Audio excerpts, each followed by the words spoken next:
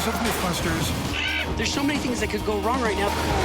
the team is taking it to the test track If I knew what was going to happen, we wouldn't be doing the test. to tackle everything from fuel economy Your results may differ. to stunts Get out, get out, get out! and speed. Let's drive! Wow! They're throwing it in reverse, slamming the brakes, and driving downright dangerously I'm gone in a puff of smoke. so you don't have to. Get ready to uncover the truth about automotive legends and myths. Buckle up for Motor MythBusters Test Track.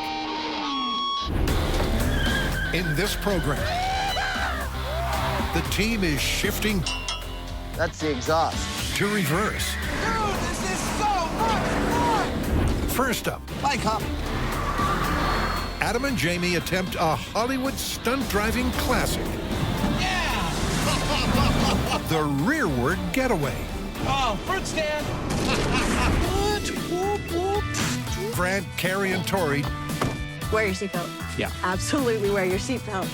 test whether it's safer to drive on icy roads Where's the corpses back there? backwards.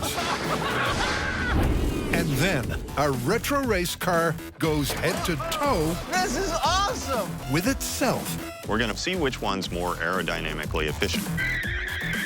for the wackiest race-off in MythBusters history. That right there is Rush.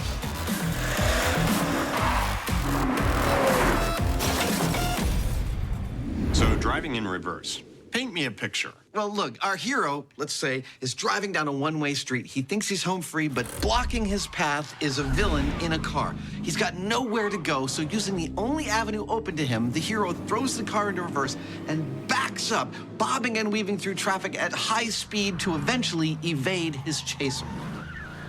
And you want to know if this is possible. I totally do. We've been trained to drive in a lot of different ways over the years, but backwards isn't one of them, and it involves a lot of different skills, not only driving ability and spatial awareness, but also really proprioception. Yeah, let's get to driving. Okay.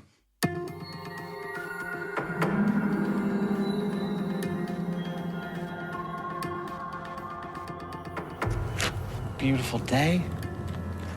Wide open, empty runway. The conditions are perfect. Oh, wait. We need a car.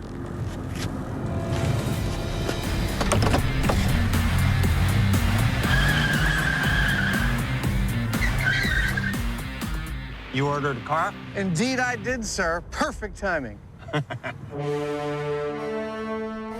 And they've marked out the perfect test track. And that's a quarter mile. Before they attempt any twists or turns, the guys first want to know if cars can even reverse Hollywood fast in real life on the straightaway. We've set up a course that's measured, and we're going to test out these cars, see how fast they go in forward, and compare that to how fast they go in reverse. All right, Mr. Hanneman, are you ready? I'm good to go. All right, commence quarter-mile test in 3, 2, 1, go!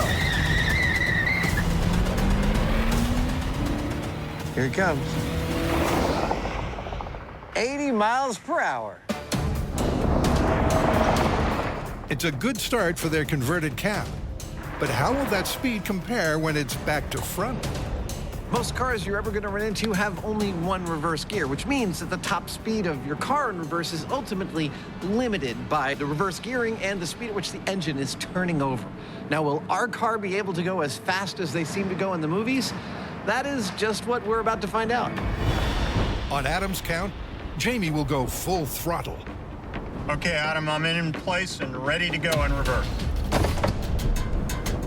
All right, Mr. Heineman, in 3, 2, 1, go!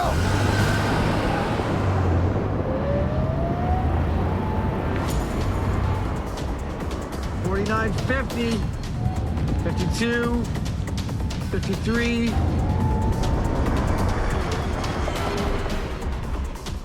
54 miles per hour. It's an impressive result. Reaching freeway speeds is more than a match for a Hollywood hero. But it's not all good news. The trick with driving at a high speed in reverse was to not do very much, just kind of hold still and try and keep the car in a straight line. But unfortunately, we're not going to have that option now, because now we've got to drive through a slalom in reverse, and that's all about steering. There are a couple of reasons that cars are difficult to drive at high speed in reverse. Yeah, you started to lose it at about 50. Man. And the first is that the steering is not self-centering. If you let go of the wheel of a car going forward for just a second, it'll tend to self-correct because of the offset of the wheels. If you're going in reverse, it does the opposite. If you let go of that wheel, they're going to go hard to the side, and you're going to do a 180, and that's dangerous. And correct a little too much, you're going to lose it. The other thing is all about perspective. When you're going forwards with your head in line with the steering wheel, driving's really intuitive. But in reverse, you're either looking into the mirror or over your shoulder, meaning your brain's having to make complex decisions from a viewpoint that it's just not used to.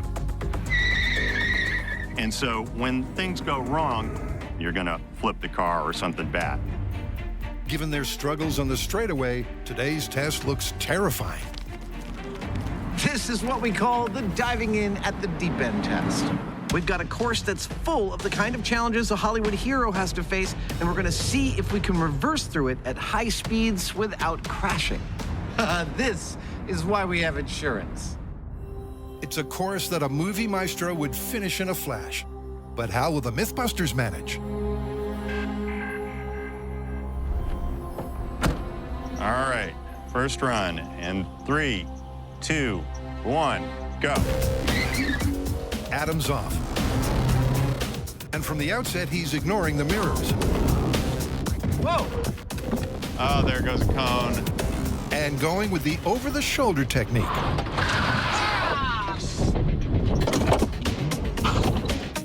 But it's hardly paying dividends. Because not only does poor steering cripple his cone count,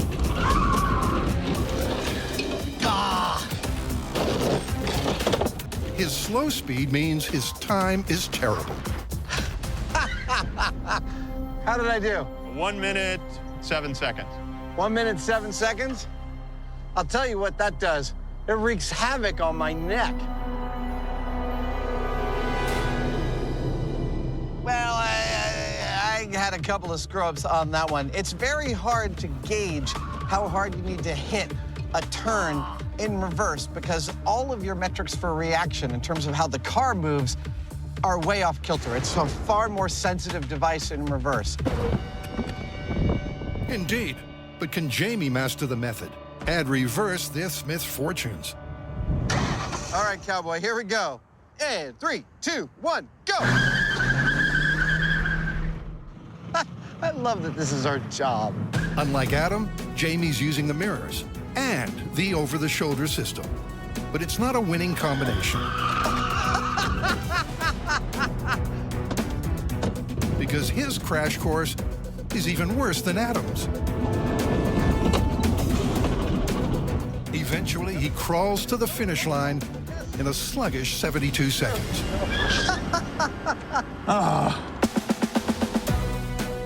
Which is not good news for the Myth. Okay, you win. So they've called in some professional help. If we're gonna get really good at this, we're gonna need to get trained by an expert. Luckily, we have an expert in reverse tactical driving right here. Hello, sir. Hello. Brian Fraser is a trainer at the Emergency Vehicle Operations course here in California.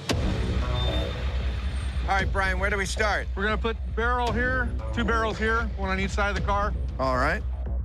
Brian's first job is to ignore the current course. Right there is good. Good ending Oh, this is why we can't have nice things. And set up something way more straightforward. All right. That's the course. Now what do we do? point. Drive it. Okay, let's go. Because the technique he's going to teach is surprisingly simple. So I'm gonna change my seating position now a little Okay. bit. I'm gonna prop myself up, loosen my seatbelt, turn yourself as far as you can around, get your body almost in the center of the car. Okay. I'm gonna steer the car now with one hand, but this hand will never leave the steering wheel. You're not gonna let the steering wheel shift in your hand to lock. You're palming the wheel the entire time. I see. Okay, cool. And believe it or not, that's apparently all there is to it. 3, 2, 1, go. by shifting his body to the center of the car. Wow. And keeping one hand on the wheel at all times. Wow, I can't believe how fast you're able to do this. Brian speeds through the course at an impressive 41 miles an hour. That is amazing. So Brian just showed me that something I thought was impossible is in fact totally possible. So I'm about to give that a shot. This is gonna be cool. Like Brian, Adam slides to the center to give a viewpoint that's easier to process. Oh, look at that. Okay, so, right, 3, 2, 1. And like Brian, he then nails the course. Oh, that's so cool. To check it wasn't just beginner's luck, he tries again and goes even faster. I gotta say, this is amazing. When we got here this morning, I thought Adam was gonna be training for 4, 5, maybe 6 hours. But it's not been like that at all. Instead, in just 20 minutes, he's gone from being pretty average to being pretty great. And it seems to be all down to the central head position, which seems to be letting Adam's brain process the direction to turn much more accurately. So we're gonna put him back on our original course to see how he does now. Should be interesting. It's the course the guys couldn't crack. So you ready to put what you learned into practice? I am. In fact, I can't wait to try this course now. 3, 2, 1, go. But will his 20 minutes of training let Adam turn it around? He's off to a good start. Turns are a lot smoother this time. He's looking really good. Yeah! Well, yeah, he's moving pretty quick. Coming in good. Yeah! Tell me how I did. 57.25. Boom! That was cool. It's close to an astounding result. With just 2 minor modifications, Yeah! Adams bettered his best by over 15%. All right, guess it's time to bring on the next event. Yep, it's time for some real-life movie mayhem. So they've repoed to a suburban test track. I'm here in an abandoned neighborhood in Marina, California, where my crew has set up a course, and I'm just supposed to drive as fast as I can in reverse. I'm actually pretty curious how this is going to turn out. This test track is a half a mile of twists and turns. But it's got a whole lot more besides. As the guys have put the movie mayhem back into this myth. And that's not just the props. We're gonna put a little pressure on Adam because I'm gonna be in a cop car on his ass the whole way, with the sole exception that when he sees me and takes off, I'm gonna be outside my car. So he's gonna have just a little bit of a head start. Adam's goal, like the classic Hollywood hero, is to make it to the finish line before those pesky police. That is a cop. That's bad. But with reverse gear his only option, will he escape to victory? Here we go. Bye, cop. The chase is on. Here we go. Getting the heck out of here. And by the time Jamie's got going, Adam's already out of sight. Make a right-hand turn here. Don't let go of that wheel. By shifting to the central position, he's able to navigate with skill. Whoa! Flaming car! Dude! Oh, man! Post-apocalypse! At least when he wants to. I want those boxes! Come on! Yeah! But while his steering is supreme, I don't know where he is. I hope he's not close. and his speed is fast, it's no match for Jamie. Oh, fruit stand! I'm not gonna miss the fruit stand.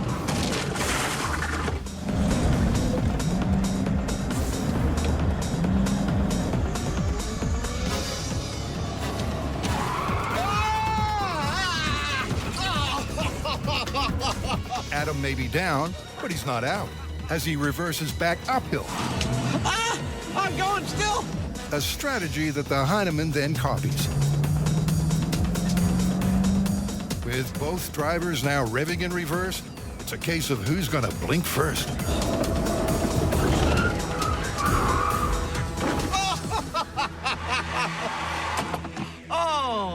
Yet another in a long line of things that we should just set up for the public and charge money for. That was awesome. Step out of the car with your hands up. That was so much fun. Oh my God. That was the best thing ever.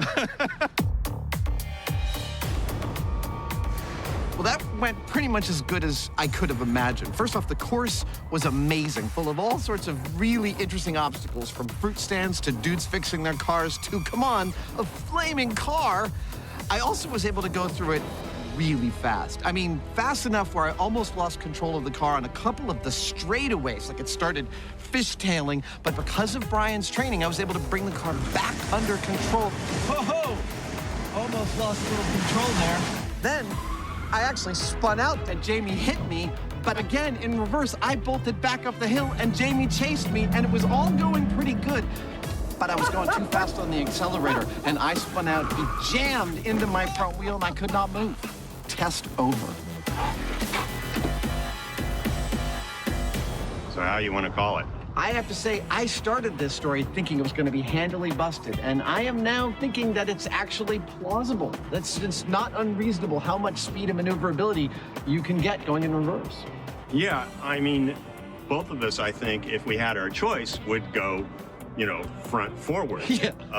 Because that's going to be your better option, but surprising how good it can be. Let's call it plausible. All right, All right, I'm going to drive forward home, though. if you can.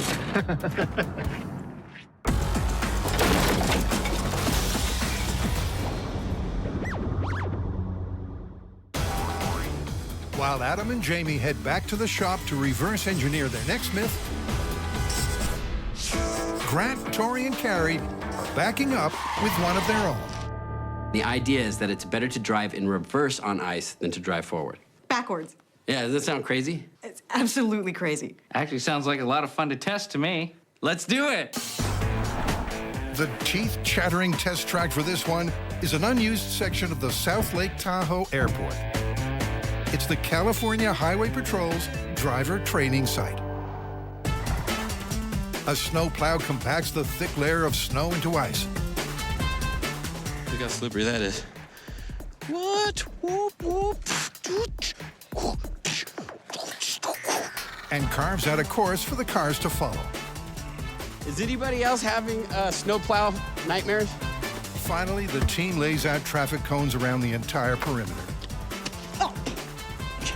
And they're set to put the driving on ice backwards myth to the test.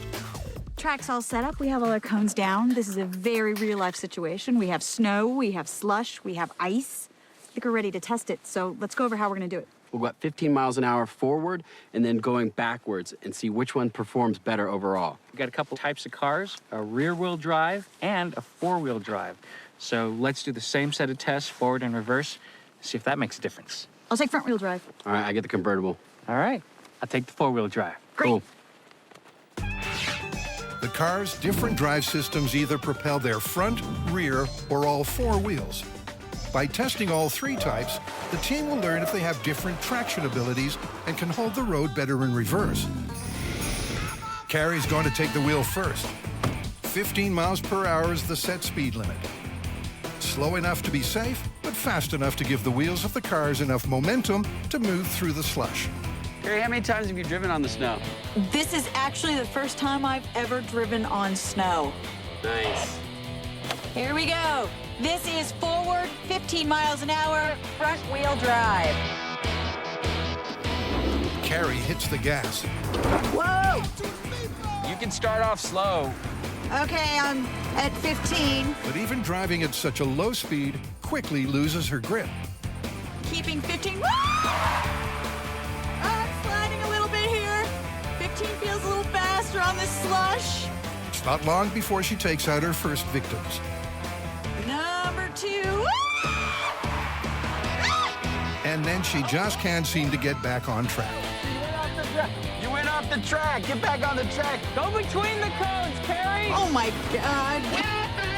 The turns are where things really get tricky. Coming around the last U-turn, still at 15. I would too. I'm gonna do 15 to the end and stop. Thankfully, she comes to a safe stop. Have you been drinking, Carrie? Well, that was much more slippery than I had expected. I'm sliding a little bit. It is so difficult to drive on ice. That's scary. Now to see if the front-wheel drive has better traction in reverse. You ready? Yeah. No. Yeah. Wear your seatbelt. Yeah. Absolutely wear your seatbelt. Grant bravely volunteers to monitor the speedometer for Carrie. You're already coming off the track. She hasn't even gone 2 feet. She's already coming off the track. This is not looking good. Here we go. Front wheel drive going in reverse, hopefully staying at 15. I'm taking cues from you, so let me know if I need to go faster or slower. Okay. And she's off. 5 miles an hour. Grant counts up her speed, and she's looking surprisingly steady. Holding 15. Looking good, Carrie. This Smith may have some traction. She's actually doing better in reverse. That's amazing. Well, maybe not. But as soon as she hits the tight curves, things spin out of control. Okay, you know what? Before you destroy the entire course, why don't we just take a breather? I think we've got a cone underneath us or something. Grant, can you hear me? Pull the key out of the ignition. Oblivious to Tori's pleas, Carrie's trip goes from bad to worse real quick.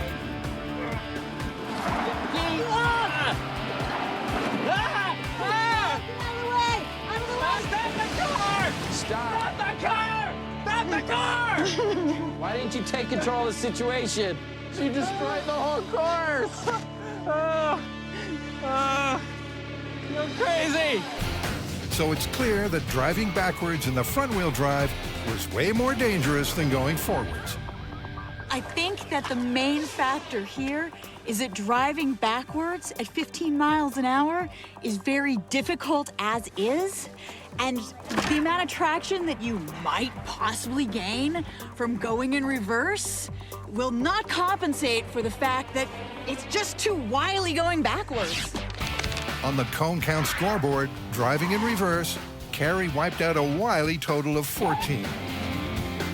There you go. Look, there's a whole family of them. Now it's Tori's turn. You know, this is the rear-wheel drive, and it's got the engine in front of the vehicle. Your drive wheels are in the back, so you don't have the weight of the engine holding down those drive wheels. So it's going to be interesting to see if we have more traction. Topless. I like it. I mean, we got a convertible. We might as well use it, right? The course has been re-iced for Tori's first run at 15 miles per hour. So this will be rear-wheel drive going forward. He powers off. Yeah! A little squirrely. The sports car is squirrely for sure, but Tori relaxes and enjoys the slide. Yeah, it's like drifting. I was doing a little bit of drifting. It's so much fun. You turn into those corners and your whole car goes sideways, and you just kind of ride it out. Because the shot says, It's done pretty good. I don't see any down yet. Tori completes the circuit with no knockdowns. All right. Dude, this is rad. It's just like drifting. Oh, we're gonna have fun, Carrie. Don't you worry about that. Now to see how rad reverse is. For this run, Carrie will be Tori's co-pilot. Okay, a little faster. But as soon as he gets to the first turn, the cone carnage begins. Oh, one! Keep going, 15, and... It's lucky one of our courageous camera operators shooting on the course is light on his feet. And Tori squeals, squeals, squeals all the way home.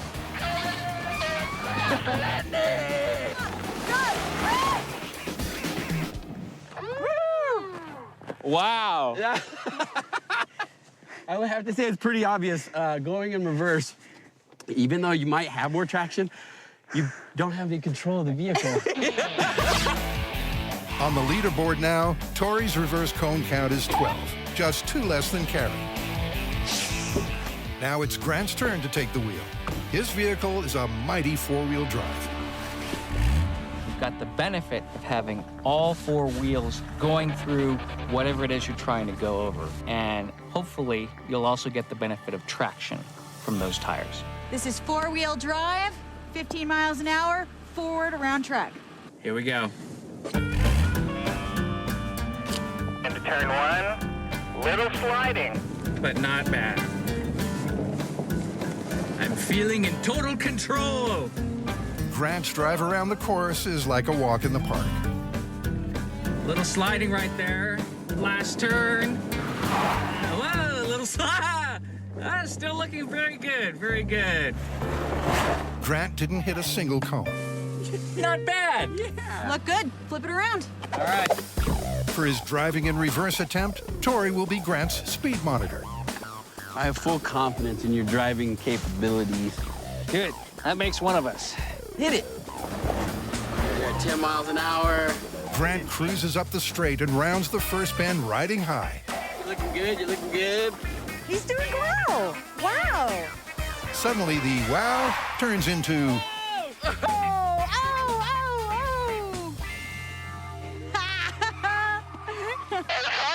Driving in reverse. Okay. Grant is knocking cones down like dominoes. Oh, that's oversteering. And to make things worse, Tori is the ultimate backseat driver. Where's the course is back there? Okay, I got it. It seems like Grant's teenage years playing Pac-Man have finally paid off. Are you trying to see how many cones you can knock over? You knocked over more than any of us. Sure enough, in reverse, the final cone count standings are Carrie 14, Tori 12, and Grant 20. Dude, you're the winner, bro. Nice work. Shut up. How many times did he go off the course? Was he on the course? So, no matter what kind of car you drive, what have we learned in MythBusters Driver's Ed today? Going in reverse is nuts. It is not going to give you more traction or more control, and I don't want to see people driving on the roads backwards. Rear-wheel drive, front-wheel drive, and four-wheel drive.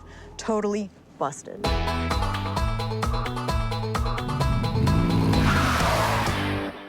Next up, Adam and Jamie are going back to the drawing board. I've got one for you. Shoot. A friend of mine used to say about a specific make and model of sports car that it was in fact so poorly designed, it was more aerodynamically efficient going backwards than forwards. That's good. I thought you'd like that one. Car development today is a multi-million-dollar industry with aerodynamics at the forefront. But that's not always been the case. Because according to this myth, in the 1970s, some car designers put fashion before function.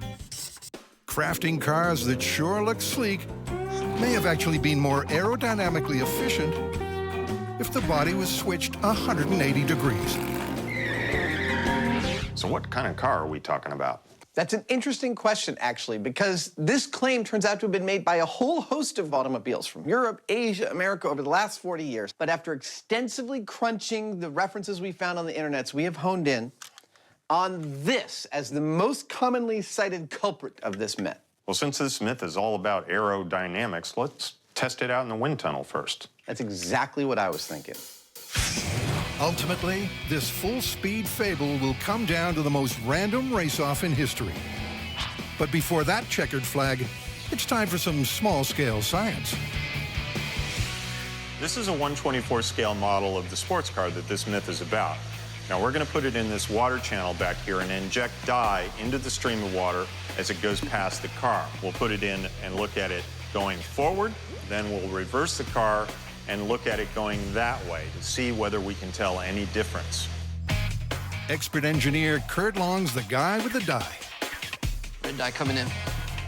But other than looking cool, what does it all mean? Well, while this car's shape may announce to the world that it slips through the wind and that it's aerodynamic, the water tunnel here tells a different story. See this big batch of red behind the car? That is a low-pressure zone creating a lot of drag on this car. It's not as aerodynamic as it looks. Will that change when we flip it around? Well, let's flip it around. Flipped 180 degrees, and the result is not exactly crystal clear. What do you think?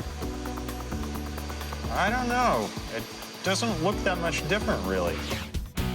In fact, side by side, the dye pattern looks near identical. So the guys need to hit the test track with their full-scale sports car to test this back-to-front fable for real. And here's the plan. This myth is all about aerodynamic efficiency, specifically this car slipping through the air. The rule of thumb is that the easier it is for this car to slip through the air, the less energy it expends pushing against that air and the more fuel efficient it is. So we're gonna run our forward-facing car through 3 test metrics: a quarter-mile time trial, a 0 to 60 acceleration test, and a fuel efficiency test. When we've gathered all that data, we're gonna cut the body off, flip it around, drive that car through the same tests, and see if there really is any advantage to it going backwards as opposed to forwards. And, by the way, I'll be driving. What do you want to do first? Let's time me to the quarter mile. Okay. I'm standing right at the quarter mile from where Adam's at this moment. All I'm gonna do is time how long it takes Adam to get here. Okay, Adam, quarter mile, starting in 3, 2, 1, go. Our red road warrior slips through the air with the greatest of ease. 14 seconds. 14 seconds on the nose. But one run ain't enough.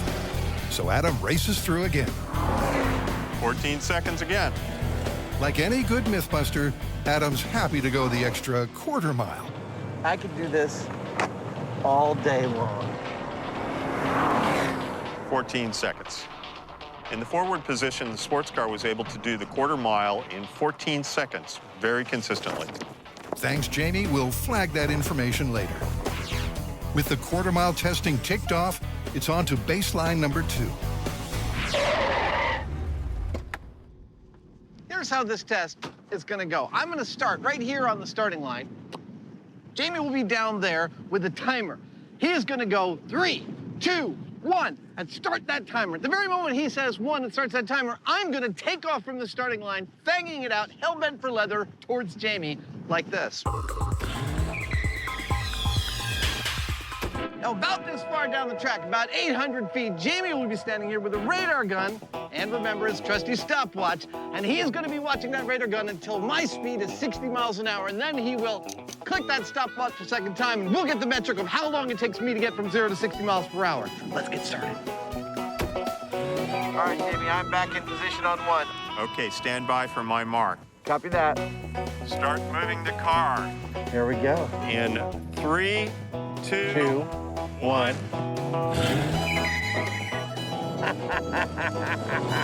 I don't get tired of that.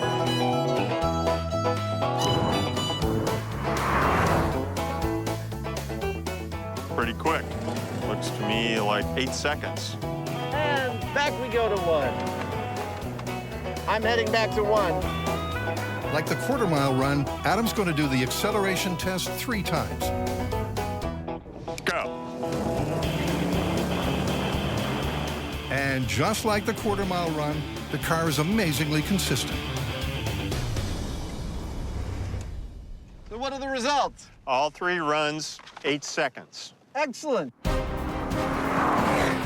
With an 8-second average in the acceleration test, that just leaves fuel efficiency. The essence of this story is wind resistance. Now, how we're going to measure that during this next run is by determining how much fuel was used over a 1-mile course. How we're going to do that is really simple. We fitted the car with a removable fuel tank, and we're going to weigh the tank before and after the run. That's all there is to it. Where are we at? Okay, the start weight of the tank is 20.12 pounds. Fuel efficiency over 1 mile. Here we go. With the fuel cell in place, Adam does the first of 3 runs.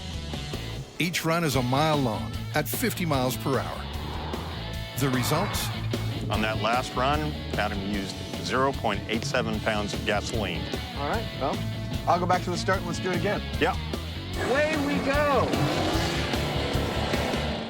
The average fuel used over the 3 runs is 0.87 pounds. So what's next? Well, we got the data we came for. Let's go back to the shop and flip the car. Hop in. The next step in testing this story is to separate the body of the car from its chassis, flip it around, and reattach it so that the back end of the car is facing forward. Now, this is a pretty complicated task. Time to rip it and strip it for major automotive surgery. But with all these bits ripped out, won't the backwards car be lighter and therefore faster? I'll let Jamie handle this one. I know what you're thinking. Wait a second, you can't remove all that stuff because that'll skew the results. The car will be lighter. Well, yes and no. Yes, because it would skew the results if we didn't account for it. No, because we're going to account for it by putting sandbags or barbell weights in the car before we do our testing. Now to slice, dice, and desecrate one formerly cool car. After dozens of hours and hundreds of carefully made cuts, it is finally time to take this sports car, which looks like it's in one piece, but in fact it's in two, pull off the body, turn it around, and put it back down and see where we stand. How are we gonna do that? Well, we need some muscle. Muscle? Like an Egyptian. You guys ready? All right, on my count, 3, 2, 1, lift. Oh, look at that. Anybody having problems? Fans of these classic cars are probably having their first coronary right about now. Is there a wire there, Mike?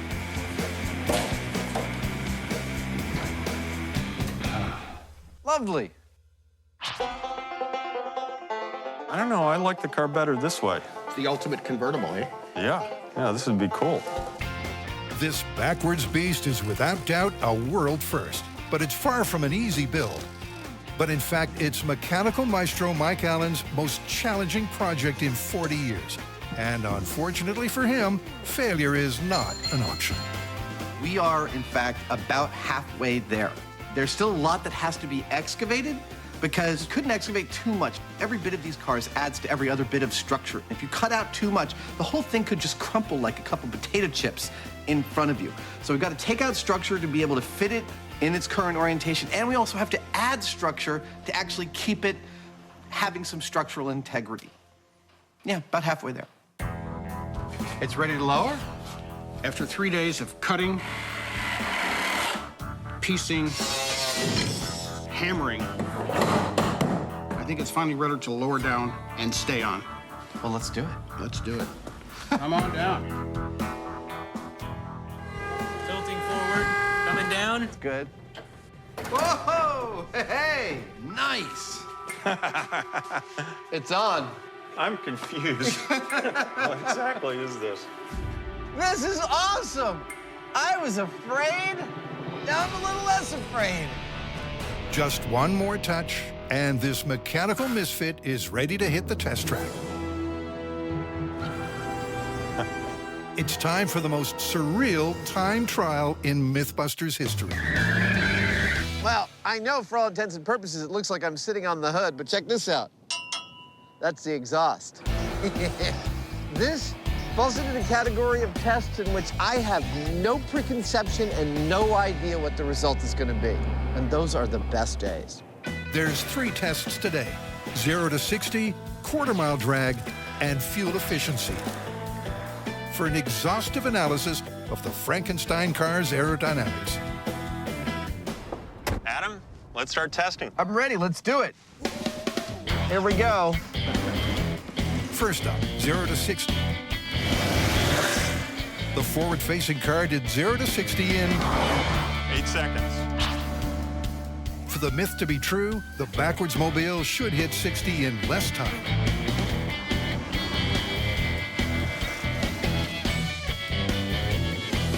Okay, Adam, 0 to 60 in 3, 2, 1, go.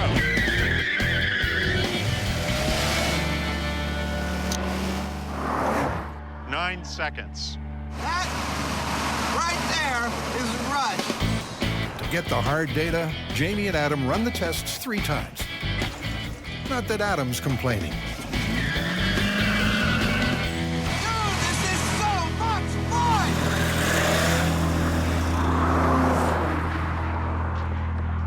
9 seconds again. 8 seconds. So how did I do on that? The runs with the car facing backwards were an average of 8.66 seconds. How does that compare to the forward-facing test? The average on the forward-facing car was 8 seconds. So the backwards was a little slower. It is. Test 1, and the myth's got a dent. Rather than being quicker than the forwards time, the backwards car took longer to hit 60. When we do the math, we find that our backwards-facing car was accelerating 7.5% more slowly than the normal car. Still too close to call. So bring on test number 2.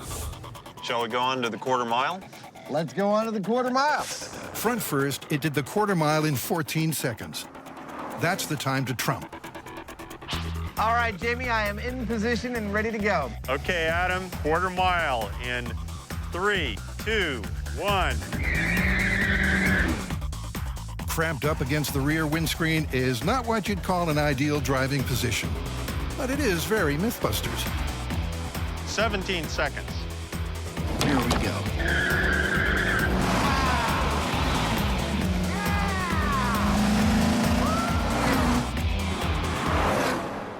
17 seconds. The same on run 2. And one more time. Well, kind of. A slight delay of the feathered variety. Why did the goose cross the runway? And the field is clear. Go.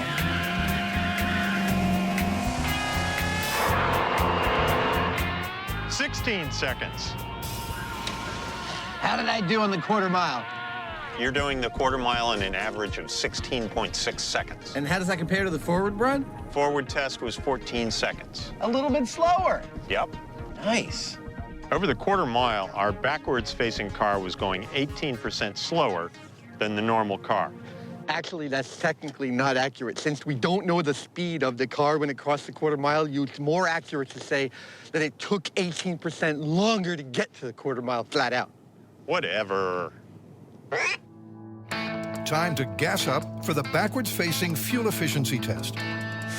In the forwards-facing test, the retro racer used an average of 0.87 pounds of fuel over 3 runs on a 1-mile track at 50 miles an hour.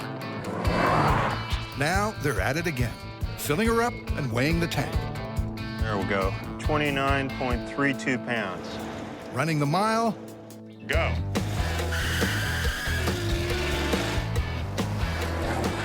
That is the most uncomfortable car ever. Then weighing the tank to see how much fuel was used. 28.6 pounds. But after 3 runs over the same distance at the same speed, the results are puzzling. Okay. The difference between forwards and backwards is much larger than in the other tests. And that's got Jamie concerned. Our runs with the body on reverse are showing an increase in fuel consumption of 44%. That's an awful lot, and it makes me suspicious. Suspicious that the data may not be correct. No idea what that means. Jamie and Adam are stumped. They're going to need a plan B.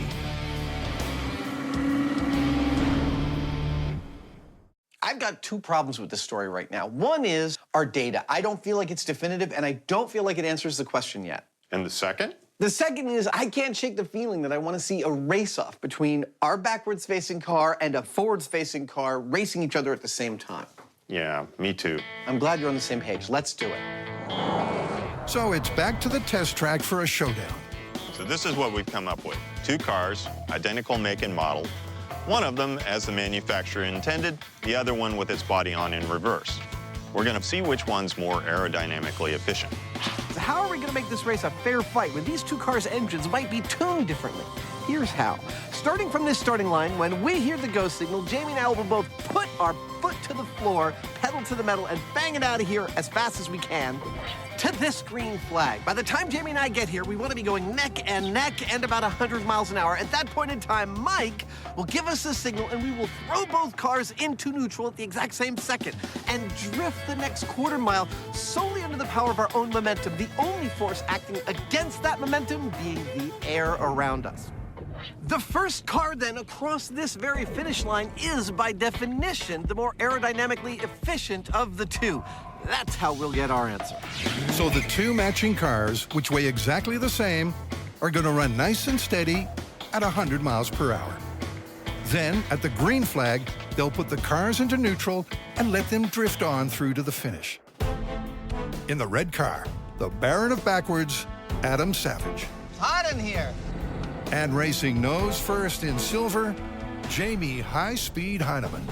With guest gearhead Mike Allen, the man in command. I'm in position and ready to go. How do I think this is going to work? Well, we've done everything we can to level the playing field with these cars. It's all about wind resistance. Good luck, dude. Reverse engineering, drift off. Gentlemen, start your engine. 3, 2, 1, go!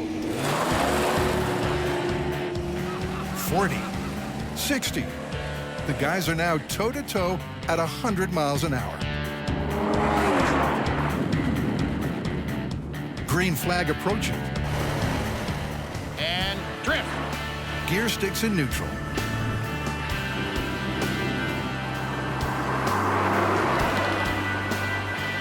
The pictures tell the story. Front first was first.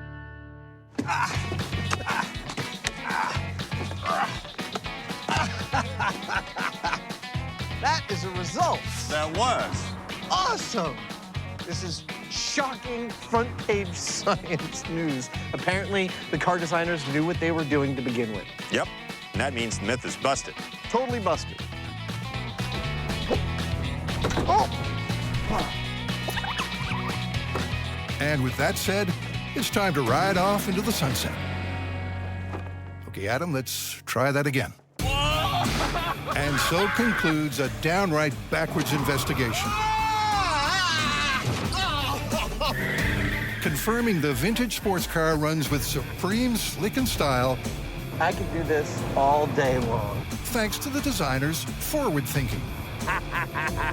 Operating in reverse on icy roads is completely nuts. You're crazy. And if your only escape option is rearward, That was so much fun. it is possible to get away at the test track. Yeah!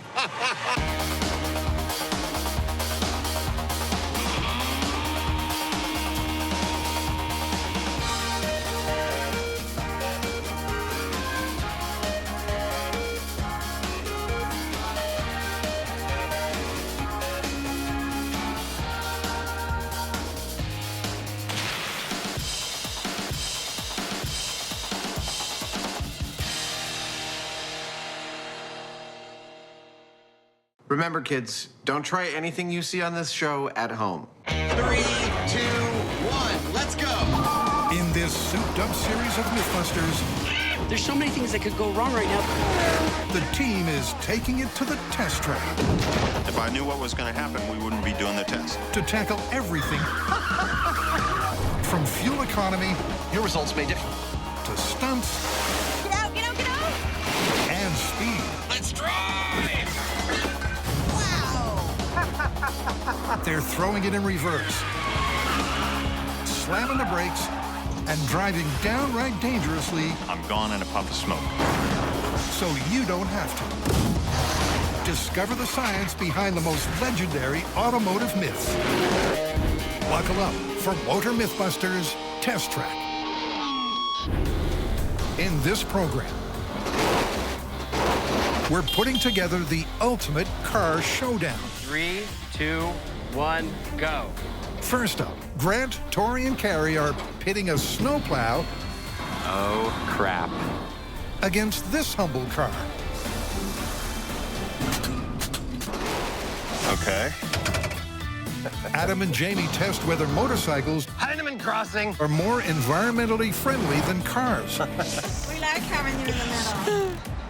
And a David versus Goliath battle Yes, we beat him! to see if driving Road trip, road trip. can actually be faster than flying.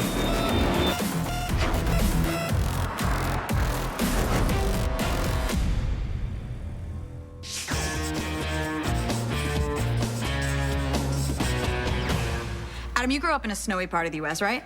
Yeah, So you're an expert on the snowplows. sure. Have you ever heard of a snowplow blasting a car off the road as it passes? No, in the winter that happens without any outside influence. Well, one of our fans on the website claims to have seen exactly that. Snowplow with its plow up, passing on a freeway at high speed, blew a car clean off the freeway. I'm extremely dubious.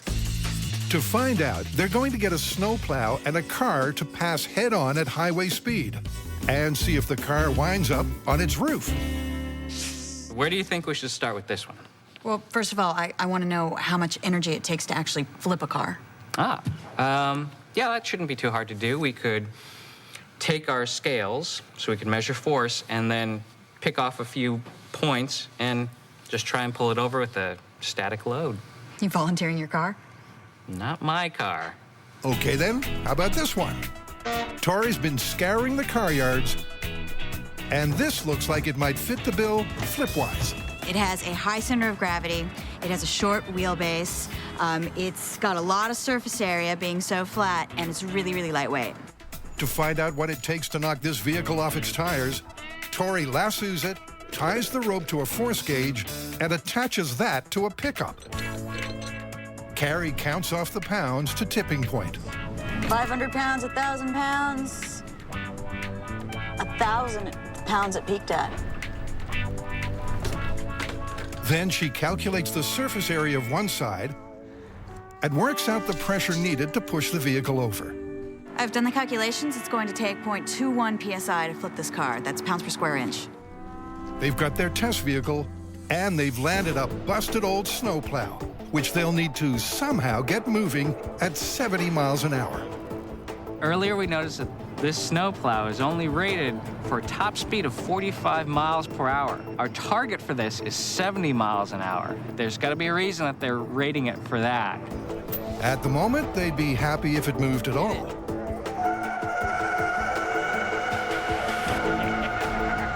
Who knows why this thing won't roll? I mean, this thing is really old. It could be rusted. The wheels could be rusted, stuck. It could, the drive shaft might be stuck in the engine, and we can't get it out of gear. Oh, come on, Tori, be happy. After all, you did get this baby for free.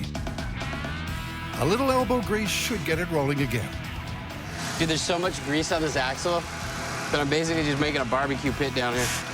When it does get going, they'll want to know how much air pressure is coming off the plow. So Carrie builds a pressure gauge. Basically, it's a tube filled with colored water.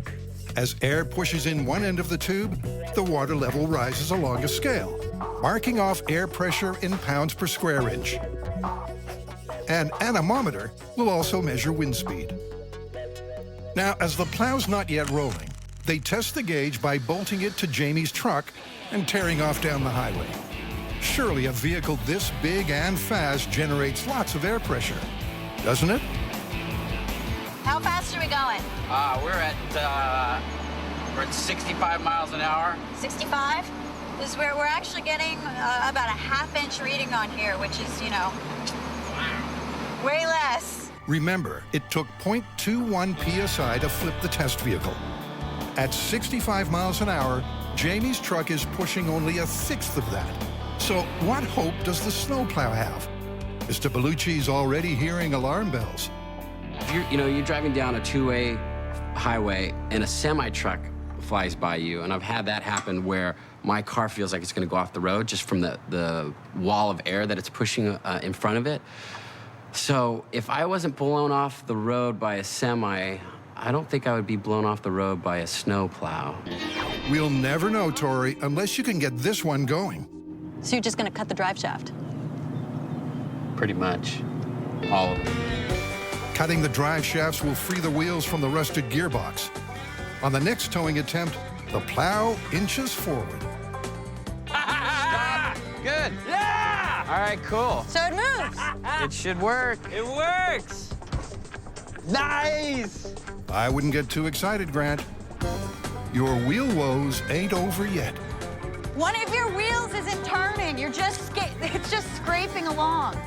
First run, top speed 2 miles per hour. We traveled a total of 50 yards. One of our tires is locked.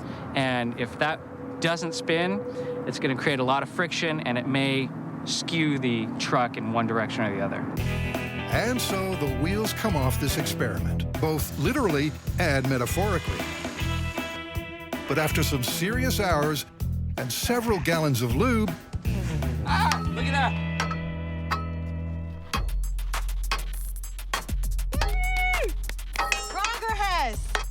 Hey! Check it.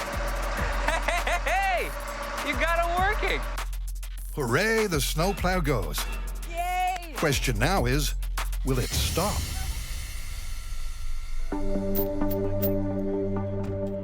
To find out if the brakes work, they'll tow it along and have someone try them. That someone will be Grant. And even though he'll have a crash helmet and safety harness, Tori's nervous. I don't think we should get you going at 70 miles an hour with you in it. I just don't think it's safe. If you can't stop fast enough, you might take another path into this, to wherever. For this run, they settle on a sedate 20 miles per hour.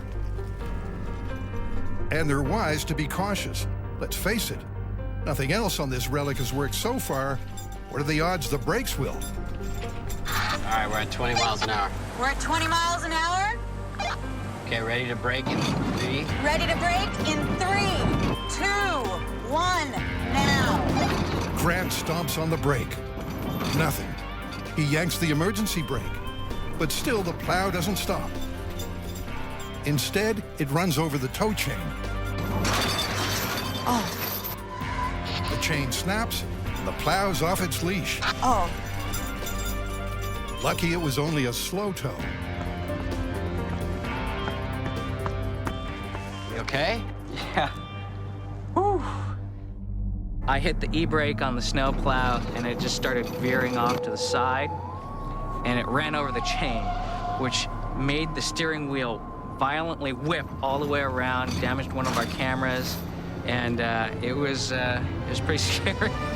Those brakes have to work, so it's time to wheel in some professional help.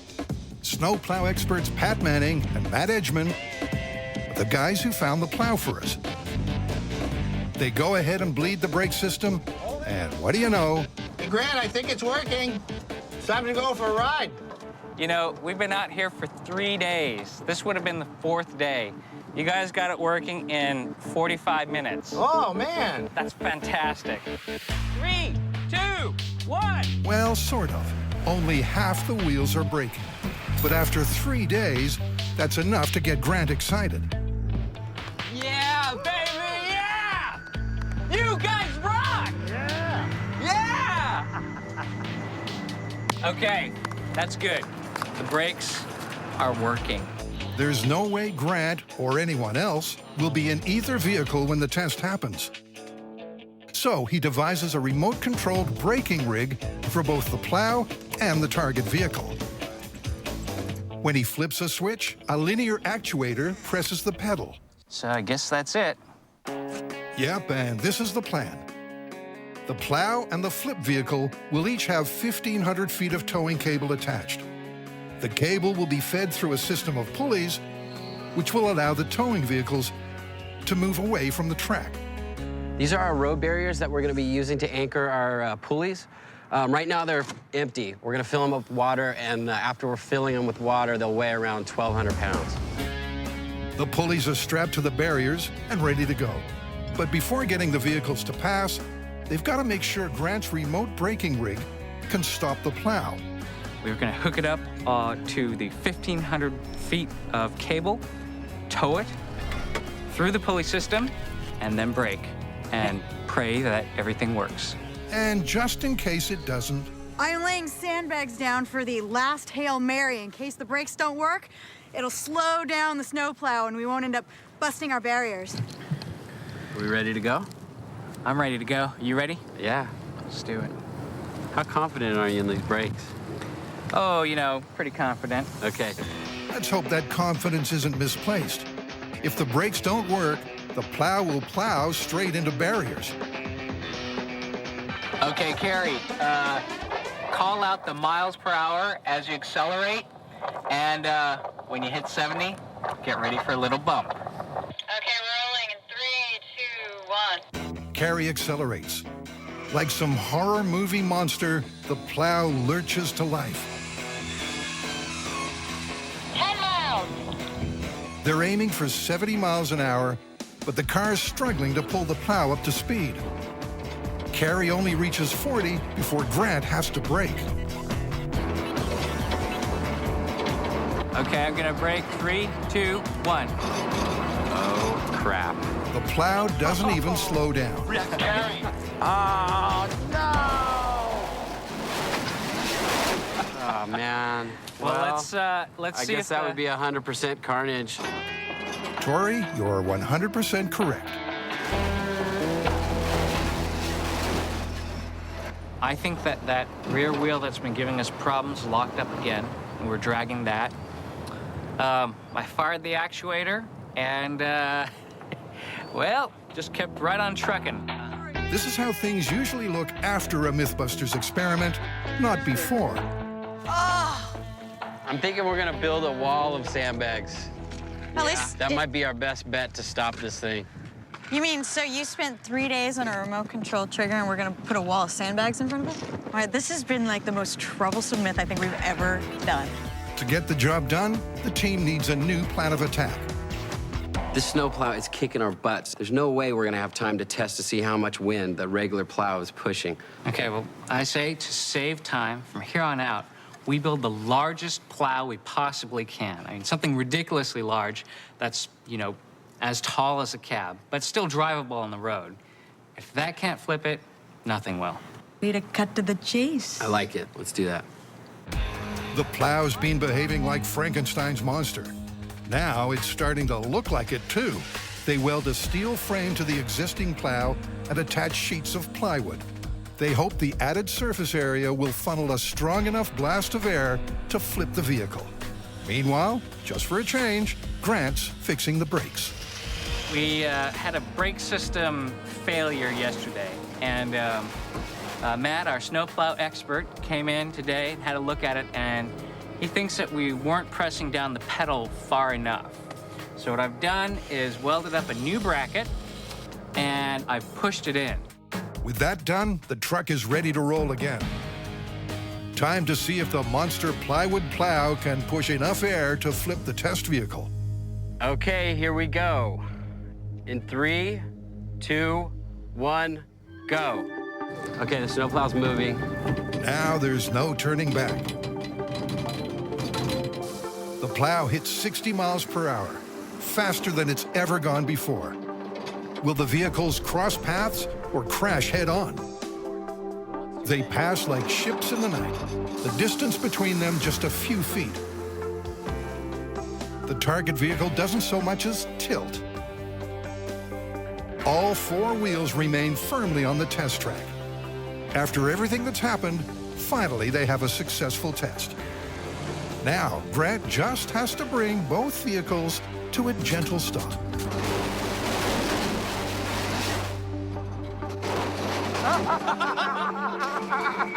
Okay, total devastation. The brakes obviously failed again. Or did they? Grant's got a confession. Forgot to activate the brake. You didn't activate the brakes! Well, no, I activated it after crashing into the barrier. I knew there was something up because that went right through. Yeah, well. That was cool. Yeah, I think that's why my snowplow looks like that. Oh, dang. Yeah. Strangely enough, no one appears too upset. I'm glad Grant didn't hit the brakes, because there's nothing better than seeing that truck destroyed because it's given us so many problems. I'm happy. What is this? This is the door from the snowplow. We decided to keep it. Why? I don't know, because we had so many problems with that snowplow. We should just melt it down, but I guess we're gonna keep it as a reminder. I take it wasn't the easiest myth to bust. Yeah. No, we did everything we possibly could. We used an unfeasibly large snowplow, the biggest plow that our expert concedes he'd ever seen.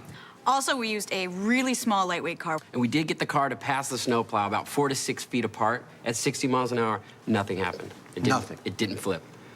So that would make this one pretty easily Busted. Busted? Clearly busted. The car is unwavering in the first of our test track challenges.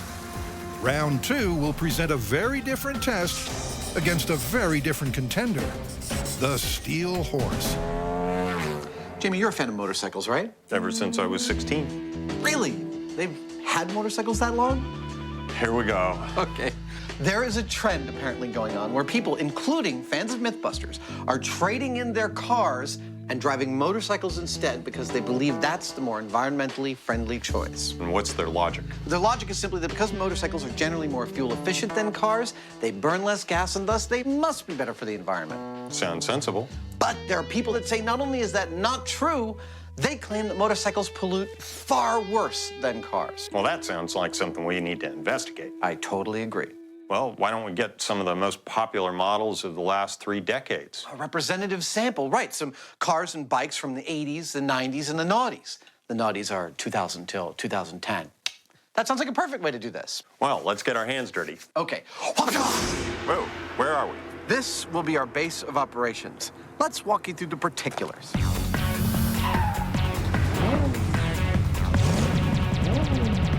These are our test cars. We've got a car from the 80s, a car from the 90s, and a car from the noughties. We've also got some motorcycles. We've got one from the 80s, one from the 90s, and one from the noughties. We've chosen them based on their popularity within their respective decades. And obviously for this test, all those cars and bikes are going to do some driving. There is literally nothing fancy about the route we'll be driving today. No tricky maneuvers, no extreme road conditions. It is simply a 30-minute drive spread out over 20 miles and split 75% freeway driving and 25% city driving. So how are we going to measure our emissions? Well, that's where these guys come in. They're from the Clean Air Technologies division of Global MRV, and they've brought with them something called the PEMS, or Portable Emissions Measuring System. And basically, you know when you take your car in to get it smogged? Well, that's what the PEMS does, except it's more accurate in its real world, because you put it in the vehicle, you stick a probe in the exhaust, you hook it up to the engine, and you drive the car or the motorcycle around for a while, and voila, instant data. Instant data. That is all important for this test. The PEMS will track every kind of emission, including the greenhouse gas carbon dioxide, the smog-causing carbon monoxide, and the nasty oxides of nitrogen. The numbers we get should be precise enough to allow us to call whether the motorcycles or the cars are better for the environment. And with 6 vehicles, that's a lot of driving. I'm ready. All right, let's do this. All right, here we go. But thanks to the wonders of non-linear editing, Okay, this is bike versus car. the 30-minute test for the 80s, 80s. Pollution test in 3, 90s, 2, and noughties 1, go. can take place simultaneously. And we're off. Dun, dun, dun, dun, dun, dun. A left turn takes us into the neighborhood where we can do some city driving. Jamie's keeping up nicely. Everyone's going roughly the same speed. Test is going perfectly. Everything is going perfectly. And Adam's running commentary gives us a very special insight. Ooh, I just burped and tasted a little bit of my lunch, enchiladas. As the guys gather their data. I must say I never quite understood the dogs in sweaters thing. I mean, they're cute as blazes, but I like petting my dog. I don't like petting a sweater. I'm really glad we had this time alone that we can talk. After a few minutes of city driving, the freeway portion of the testing begins. I am driving for scientific testing on the freeway in Northern California. I'm followed by Jamie and following a police car to gather the pollution data.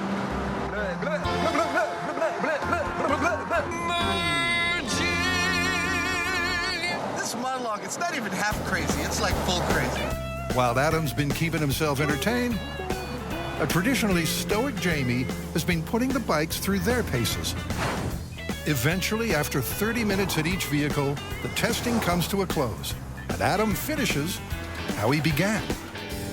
We've been driving on the freeway, testing our emissions in motorcycles on the car.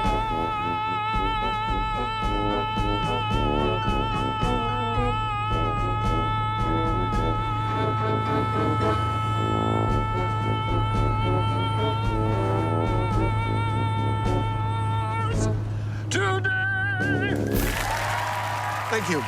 Thank you very much. After a full day of driving, we've done 3 runs with 6 vehicles and collected 24 separate points of data. Home sweet home. There we go. So that's it? Yeah. It's time to head back to the shop and see what it means. So after some swift consulting, equating, and calculating, the guys have the emissions verdict. After running the numbers and looking at the outputs of pollutant gases from all the vehicles and getting some expert analysis from Professor Kent Johnson of the University of California, Riverside, we came up with some surprising results. First up in the MythBusters motorcycle versus car data crunch is fuel efficiency. Across all of the vehicles, the results were consistent. Motorcycles use less fuel than cars. Which makes sense. Motorcycles are lighter than cars, and thus they require less energy to push themselves forward. And you'd think that using less fuel would make them better for the environment. But you'd be wrong. From an emissions standpoint, let's take a look at the most populous of the gases that these vehicles put out, carbon dioxide. It's nasty. It's a greenhouse gas, so it contributes to global warming, and it makes up 90% of the emissions of an internal combustion engine. And because it's a direct byproduct of burning fuel, motorcycles, which burn less fuel, consistently produce less carbon dioxide than cars. But the other pollutant gases we measured tell a totally different story. Hydrocarbons, for example, cause smog, cancer, asthma, emphysema, and a host of other nasties, and motorcycles produce far more than cars. Oxides of nitrogen, responsible for smog, lung ailments, and acid rain. Motorcycles produced up to 3,200% more than cars. And carbon monoxide is an air pollutant and poisonous for animals to breathe. Well, motorcycles produce up to 8,000% more than cars. In summary, while we found that motorcycles were more fuel efficient than cars and put out a lot less carbon dioxide, the amount of polluting gases they put out was vastly worse. But somehow, I don't feel like you're done with this story. No, I'm not, and here's why. Ultimately, the amount of pollution that comes out of a bike has to be related to the amount of fuel that goes into it. And while it's true that bikes are lighter and smaller than cars, and so they use less fuel, they'd use even less if they were more aerodynamic. Right. The fact is that bikes are totally aerodynamically inefficient. That upright rider presents a huge block to the wind. They're not designed like cars to slip through the air. Exactly. And so what I'm wondering is if we made a bike super streamlined, could we reduce its fuel usage to such a degree that it would actually beat the fuel pollution standards of cars? You want to build a super streamlined bike and put it to the test. I do. I love it. Let's do it. The plan is to create an aerodynamically efficient bike. The super streamlined design will, in theory, increase the motorcycle's fuel efficiency and minimize its emissions. Now, a lot of bikes normally have fairings on them, which are plastic cowlings that cover the front portion of the bike to reduce wind resistance. In our case, we're going to get considerably more involved, however, and we're going to build a fairing that covers the entire bike, its passenger included. A little more crouchy than that. This device will cocoon the cyclist inside, making it more aerodynamic, greener, and eco-competition for the car. This is our stripped-down bike, and very soon a bunch of steel like this is going to make the frame for our fairing. And the frame is going to be comprised of 2 parts. One is large overarching circle, which Jamie is going to ring roll, and a bunch of horizontal ellipsis, which I'm going to hand bend with a conduit bender. Getting the steel frame perfect is crucial, as the design literally hangs off it. I love bending metal.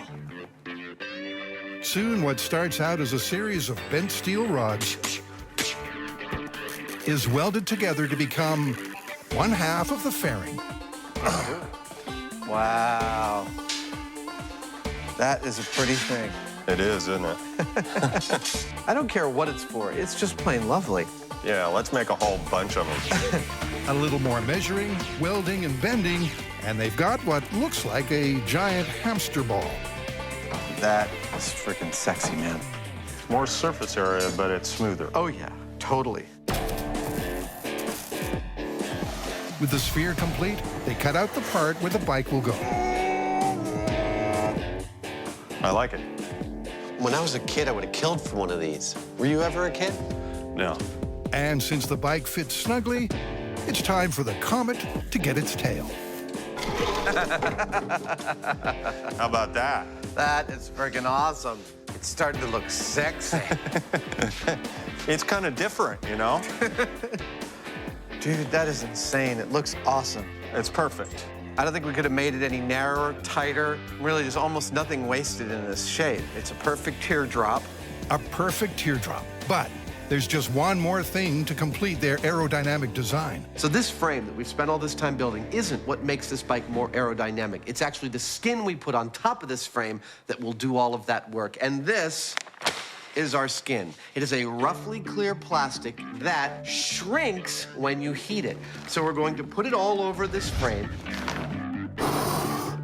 Then we're going to heat it with a blowtorch until it's drum tight.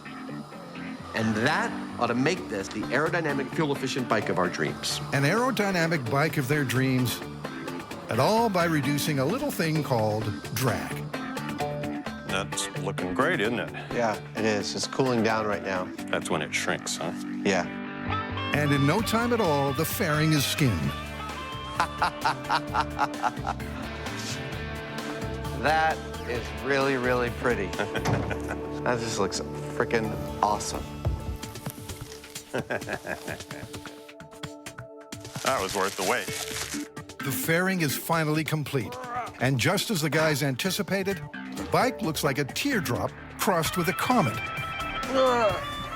It's like giving birth, but in reverse. Lowering the back hatch now. Okay. What do you think? It's not at all uncomfortable once you're in here. That's great. Not at all uncomfortable, but its real test will be on the test track. We've coned out the Alameda runway, and it is going to be our closed course for motorcycle testing today. 940.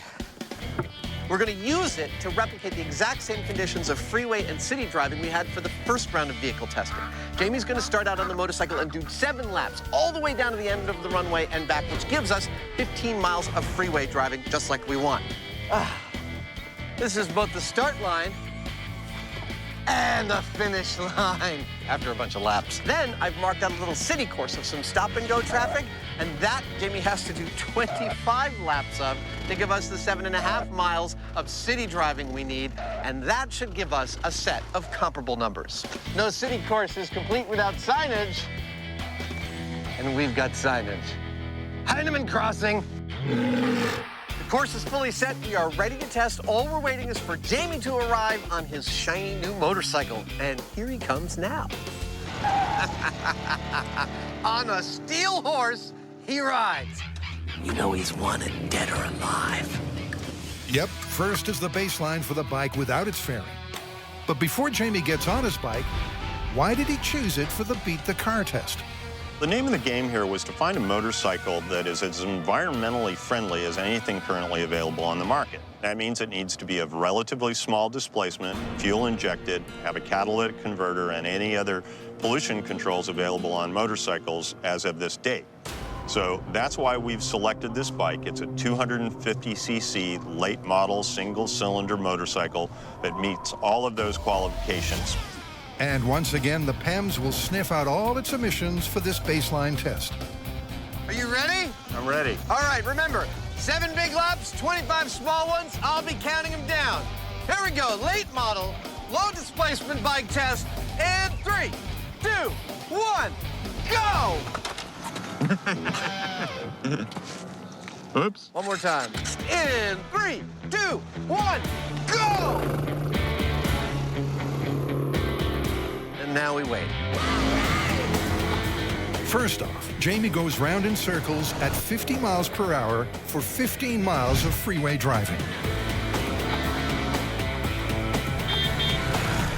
Now it's time for some city driving. Then he's in the loop for the city conditions, complete with a stop sign and a 25 mile per hour speed limit. Finally, after looping both loops for 30 minutes in the saddle, now it's a finish line. It's time to get a readout on the control data. The results are in. We have our baseline for our modern bike. The good news is that it's the most fuel-efficient bike we've tested by far, and it gave the cars the best run for their money we've yet achieved. The bad news, its dangerous emissions are still surprisingly high. Will our aerodynamic fairing increase the fuel efficiency, and will the increase in that fuel efficiency dilute the dangerous gases? I don't know, but it's time to bring out the bubble. The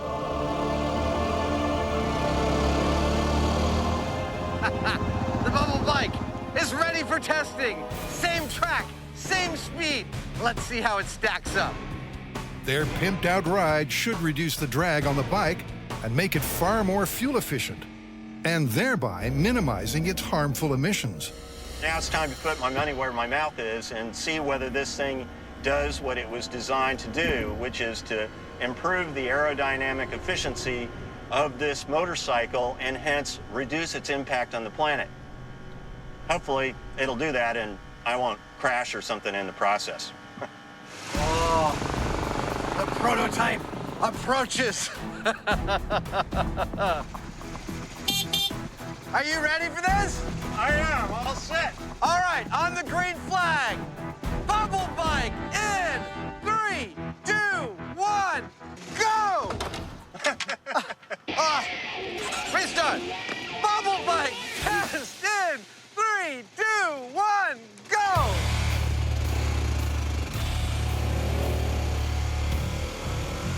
That's the second time he popped the clutch on the starting line. After an identical start, it's an identical course. Starting with a pedal-to-the-metal blast of freeway riding. Lap 1 is away. You know those old films of like people trying to take off of cliffs and flying machines and they crash when they land? That's exactly what that thing looks like. I'm getting to like this. Then it's science fiction in motion as Jamie puts the bubble through its city driving paces. It's getting kind of hot in here. All right, Jamie, this is your last lap. Last lap. And with that, Jamie's bubbly ride comes to an end.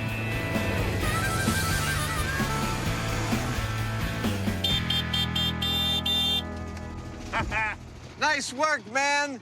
You are done. How'd that feel? This thing is crazy, but I kind of like it. I'll tell you, it looks like a weird kind of primordial airplane every time it takes off down the lane. It's gorgeous. This thing really made me nervous at first because you can really feel the wind, a little gust, and it kind of pushes you sideways. But after a while, I started to dig it because it doesn't involve the kind of buffeting that you normally have on a motorcycle. You know, you're going down the road like this, and this thing is just smooth as butter. Occasionally, you kind of glide a little this way or that way if there's a strong wind. But it seems to work quite well. The only question here is whether it takes less power to push it through the air. And that, from inside here, I can't really tell. We'll have to let the computer tell us. Indeed. Finally, it's down to the emissions data to either confirm or burst this eco-bubble. I wish we had a second bike, then we could ride the two of them off into the sunset, you know? Sure, why not? Like the sign says, it's crunch time.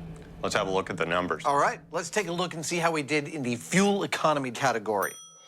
Well, the fairing bike did pretty well. It got 70.9 miles per gallon. It's the best across the board. Now, I would expect, because of the increase in fuel efficiency, to see a corresponding drop in carbon dioxide emissions. Let's call up the carbon dioxide chart and see how we did.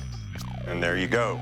105 grams. That's a fraction of everything else on the chart. That is fantastic. Now I'd like to see how we did in all of the other emissions. Let's call up the last chart. Oh. Not so good. It is solidly in the middle, and the cars are still winning hands down. Yep. Where does that leave us? Well, you know, it's tricky, because if you look at CO2 alone, the bikes win by a large margin.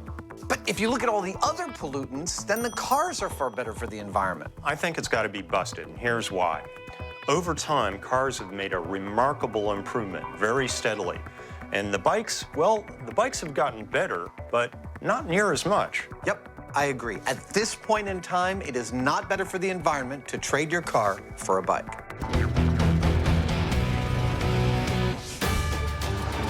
Once again, the car is victorious. For the final showdown, it's wheels up on a myth that pits driving against flying. Okay, what's next? This one is another classic. The myth is that for journeys less than 400 miles, like San Francisco to Los Angeles, that it's actually faster to drive than it is to fly. No way. I can see it. I mean, you have to get to the airport an hour and a half ahead of your flight. Then you have to check your bag, get through security, and then on the other end, go and rent a car. I mean, I could definitely see how driving could be faster than flying. Okay, I see a race coming on. To fly or to drive? This modern version of hare versus tortoise, proposed by a prestigious NASA director, is that for journeys of less than 400 miles, driving is surprisingly faster.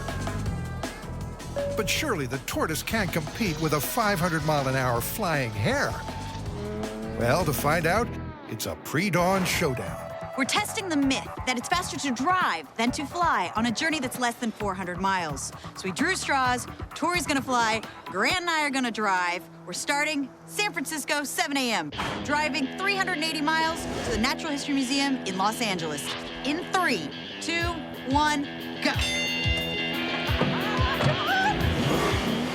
Should probably give him a head start. I mean, after all, I am flying.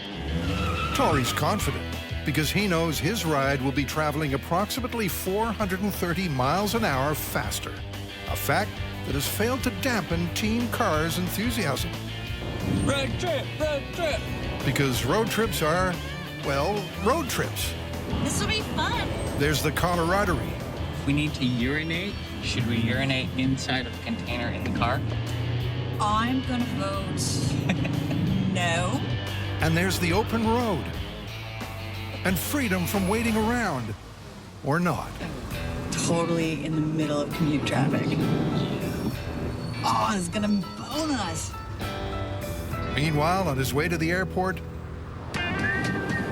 Tori is realizing it may not be as simple as his main mode of transport's top speed. Now, the things that are going to hold me up are, one, I have to drive to the airport, park the car. Parking. I need parking.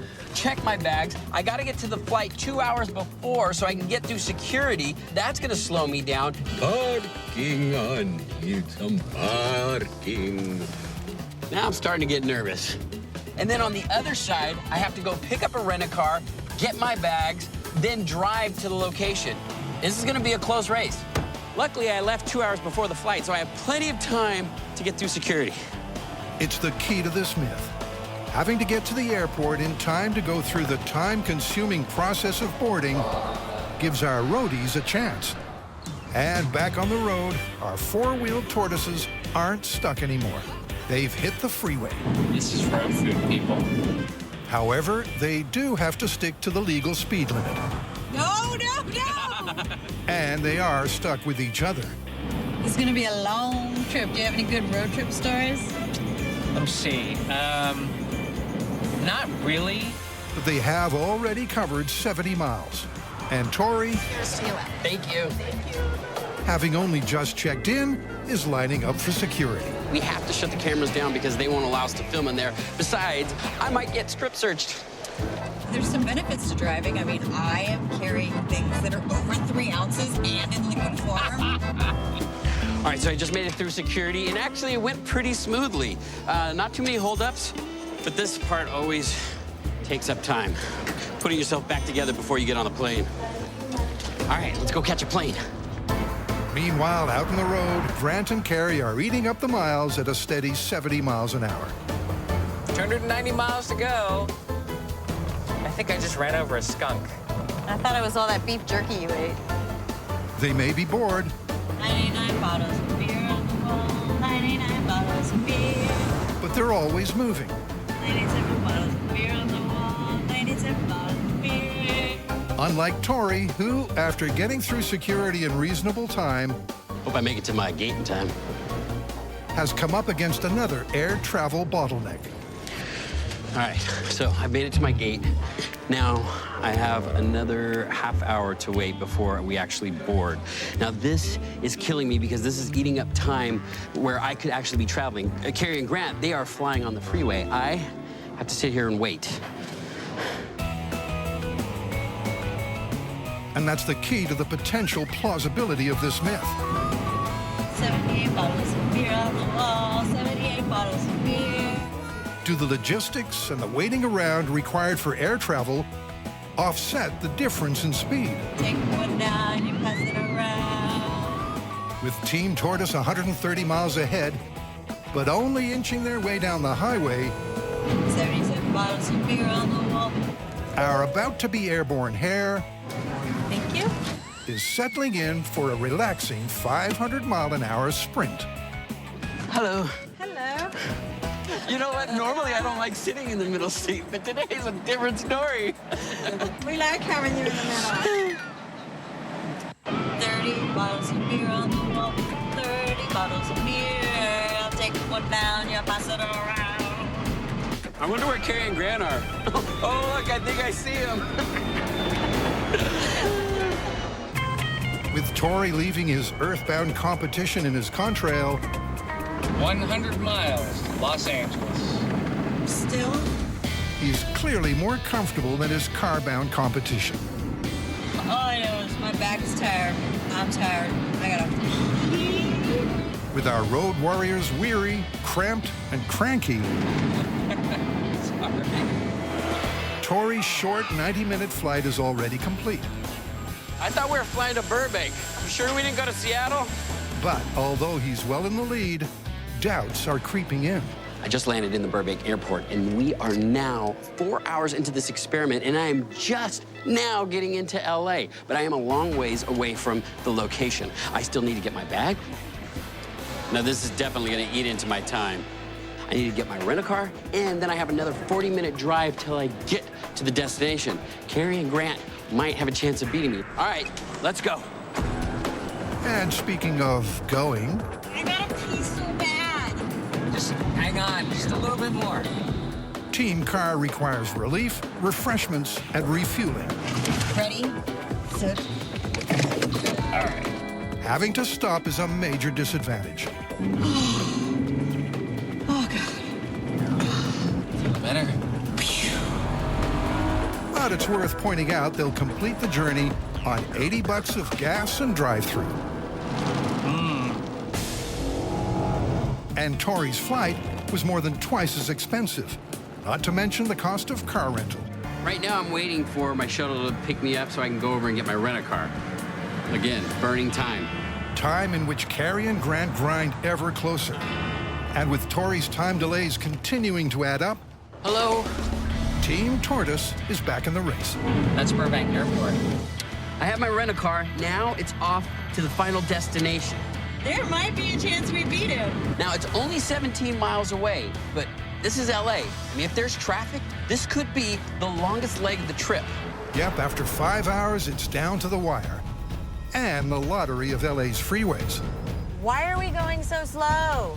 There's an accident. No.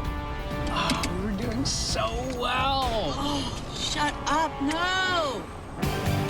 And with both teams caught in the mess of the metropolis, the merest minutes matter. Right. Back in the game. Back in the game. All right, here's my exit. The destination will be on your left. I don't see any sign of Carrie or Grant. All right. Turn right in here. We Okay. just gotta get to the steps. All right. That's the steps. I don't see him. I think we beat him. Get out.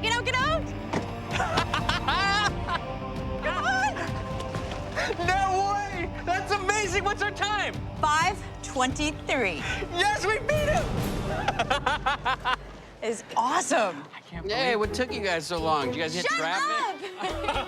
When did you get here? Took me 5 hours and 15 minutes. Ew, it sounds like 7 minutes past you. That's crazy. Dude, if we hadn't stopped for you to pee, we could have made it. You picked a more fuel-efficient car, so we didn't have to stop for gas. Wow, sounds like a real relaxing trip. Oh, what is that smell? Oh, God. Not me.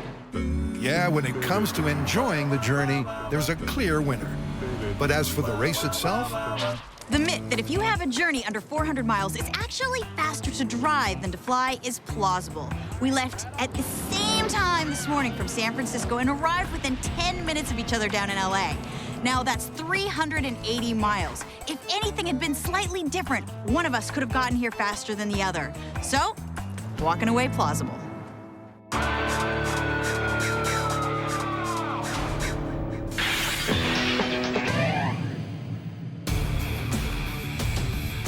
Driving versus flying was neck and neck. 7 minutes past you. That's crazy. But our humble car remained steadfast in the face of the mighty snowplow. And even against the Eco Warriors custom-built bike bubble, Okay. the cars retained their title. It is not better for the environment to trade your car for a bike. At the test track.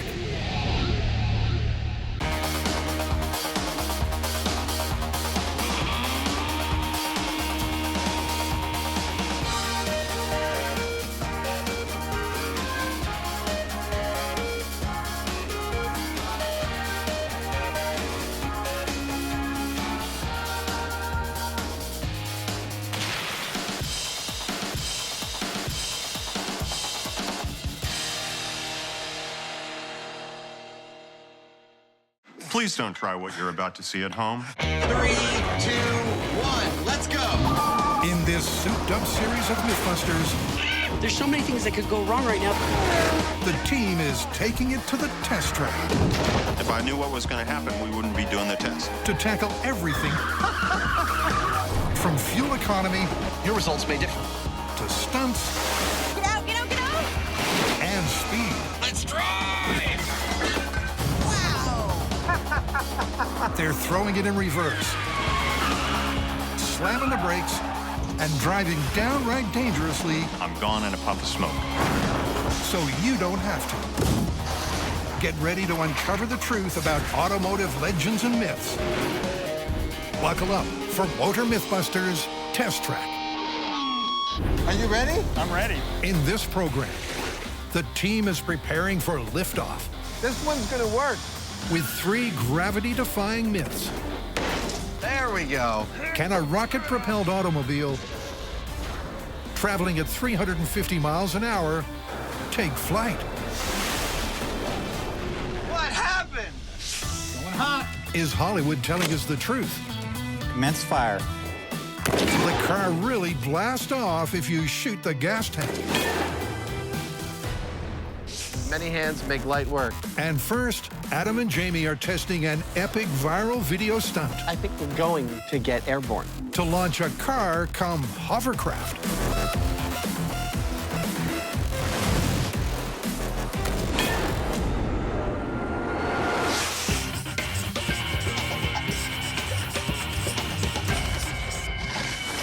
What do you got? Well, it looks like we've got a bunch of fire hoses pointed down, and they're lifting a car off the ground. That is friggin' perfect for us. It looks pretty convincing. What do you think? No idea. Here, play it again. You know, if this is real and we can actually pull this off, it's gonna be awesome. I totally agree, but man, it could also be deadly. It could also be a con job. That car might just be a plastic shell. But the only way to find out is to try it ourselves. That means building a platform, sweet-talking some firemen, and buying a full-weight has-been hatchback. This is what it is to be a Mythbuster. You see this car behind me and you think, it's some classified ad piece of crap. I see a flying water jet car. Adam's itching for their first car liftoff. But Jamie wants to check under the hood. This car weighs, according to the sticker, 3,175 pounds. Now, that means that each of those hoses has to put out about 320 pounds of thrust. Personally, I don't think so. To get a gauge, they're starting with a small-scale test. So Adam's knocked up a 10-nozzle frame with a scale model car. Oh, it's perfect. Look at that. Meanwhile, Jamie's lined up a test track at the Pleasanton Fire Training Center. Given that we're going to be harnessing hundreds or maybe even thousands of horsepower of diesel pump energy and putting that through hoses, this is kind of a dangerous situation that we don't really want to just dive into without preparation. And so we're going to build a scale model, see how well we can control it, see if we can learn anything about it before we start dealing with the big boys. Okay, this bewildering mix of half-hosed, double-piped, triple-glued multi-valves sure don't look small-scale. Thankfully, Adam's here to explain it. Right, kiddies, close your eyes and open your brains. Well, actually, keep your eyes open because this television is going to take you on a little journey. Picture yourself as a droplet of water with a bunch of your friends heading down this 2.5-inch fire hose. Everything's going great. Then all of a sudden, you hit this transition. What is this? Oh, it's starting to have tea with the MythBusters. So, you and your friends are divided into 2 groups. This group, the left group. Let's go see what they're going on. Left group comes down the manifold and further gets divided into 5 other groups, each one going down a 25-foot garden hose. Those garden hoses lead to the platform where all 10 groups of water droplets, all of you and your friends, are rejoined coming out of these nozzles. And if everything goes well, you'll see this. But we're not exactly sure that's going to happen. There's likely to be problems. And that's not just a prediction, it's a promise. Retired Fire Chief Bob Calloway runs out the hose and taps into the nearest hydrant. He's pumped, and so are the boys. We are all plumbed up and ready to go. And what I'm hoping to discover here is information about the flight characteristics of the full-size car when we power it up. So, Bob, we're all set and ready to go. Okay, Jamie. And you got your valve there, huh? So Right. What's your signal for more or less? More is this way. Less is like Less that. is this way. Just like a crane, okay. Right. Well, I'm going to stand kind of safely off to the side watching the whole thing, and I'll give you your signal more or less, and we'll just kind of ramp on up. Okay. Remember the high-pitched squealing means shut everything down. The sound like, like that. Will do. Okay. Jamie declines a waterproof suit. That's because Adams volunteered to handle the hoses. Bob turns the tap, and there's no turning back. And before you can say, pump my ride, this little red car takes off like a little red helicopter. Dude, look at that! Yeah! And in scale, that's about right. That's like, what, 20 feet off the ground? It's totally, these things are pointed every which way, but because they're mostly down, it's really stable. It seems precise water direction isn't crucial to keeping the car aloft. And that's what they came here to find out. Bolstered by an unshakable belief in his own brilliance, Adam decides to kick it up a notch. That's maximum. You know what I'm thinking? What? Is that when we go up to full size, see how just a little bit of guidance keeps it dampened? So all we need are like 4 ropes. Well, notice there's a guy on every hose in the video. And it doesn't take much. I mean, actually, I can guide it from right like here. Dude, this couldn't be better. Well, actually, it could. Whoa! Oh! Direct hit to the mustache. I was doing just fine staying dry. It could not have gone better. We got liftoff, we got stability. It seems like as long as these things are pointed within 15 degrees of down, you get stability. This seems really, really possible. So it's back to the shop to design their full-scale version. We don't need something as complex as that. We can have something like NPT pipe fittings to have attachment pipe fitting there, so your hose comes in. Yeah, I prefer and then if that's a nipple. A lower PSI. Yeah, what do we gain and what do we lose? They need to nail down the most effective mix of hose and pipe sizes, nozzle types, and water pressure. And it's not something the fire department can help them with. They don't need to know this kind of thing normally. All they need to know is whether they can hold on to the hose well enough to put a fire out. And when you try and button them down to, you know, exactly how many pounds of thrust in this configuration or that, they don't know, and it's not surprising. I mean, as usual, we're using tools and materials in ways for which they were never intended, and this is a classic. So is this clear? 100%. Clear as mud, huh? Yeah. So Adams knocked up a custom rig that should fit the bill. This right here is one of the water jets of my completed water jet car lifting platform. I've got 10 of these babies on it. Starts out with a fire hose coupler right here, goes to normal NPT schedule 40, 45, and 90, out to a bell reducer, and a water jet will be squirting out here. It's a slick piece of plumbing, and every bit as heavy as it looks. This right here weighs about maybe 400 or 500 pounds, and that means that the whole thing is going to be quite heavy. We're going to have to be able to lift maybe around 4,000 pounds if we get that car off the ground. And after giving the car a fresh lick of paint, it's back to the test track for liftoff. All right, looks like we're good to go. Let's get this show on the road. Every available fire truck rolls up to the test site. But there's a setback. They've only mustered 6 of the hoped-for 10. Still, there's no lack of manpower. This is many hands make light work. All right, all we want to do is lift this car over this bar this way. 2 guys on each wheel. That was beautiful. Adam and Jamie strap down the car with the world's biggest seat belts. I just had one of those moments. Can't believe we're doing this. Now to hand things over to the professionals. Well, it went so smoothly, I'm a little nervous, but yeah, I can't think of anything else we can do except hook it up.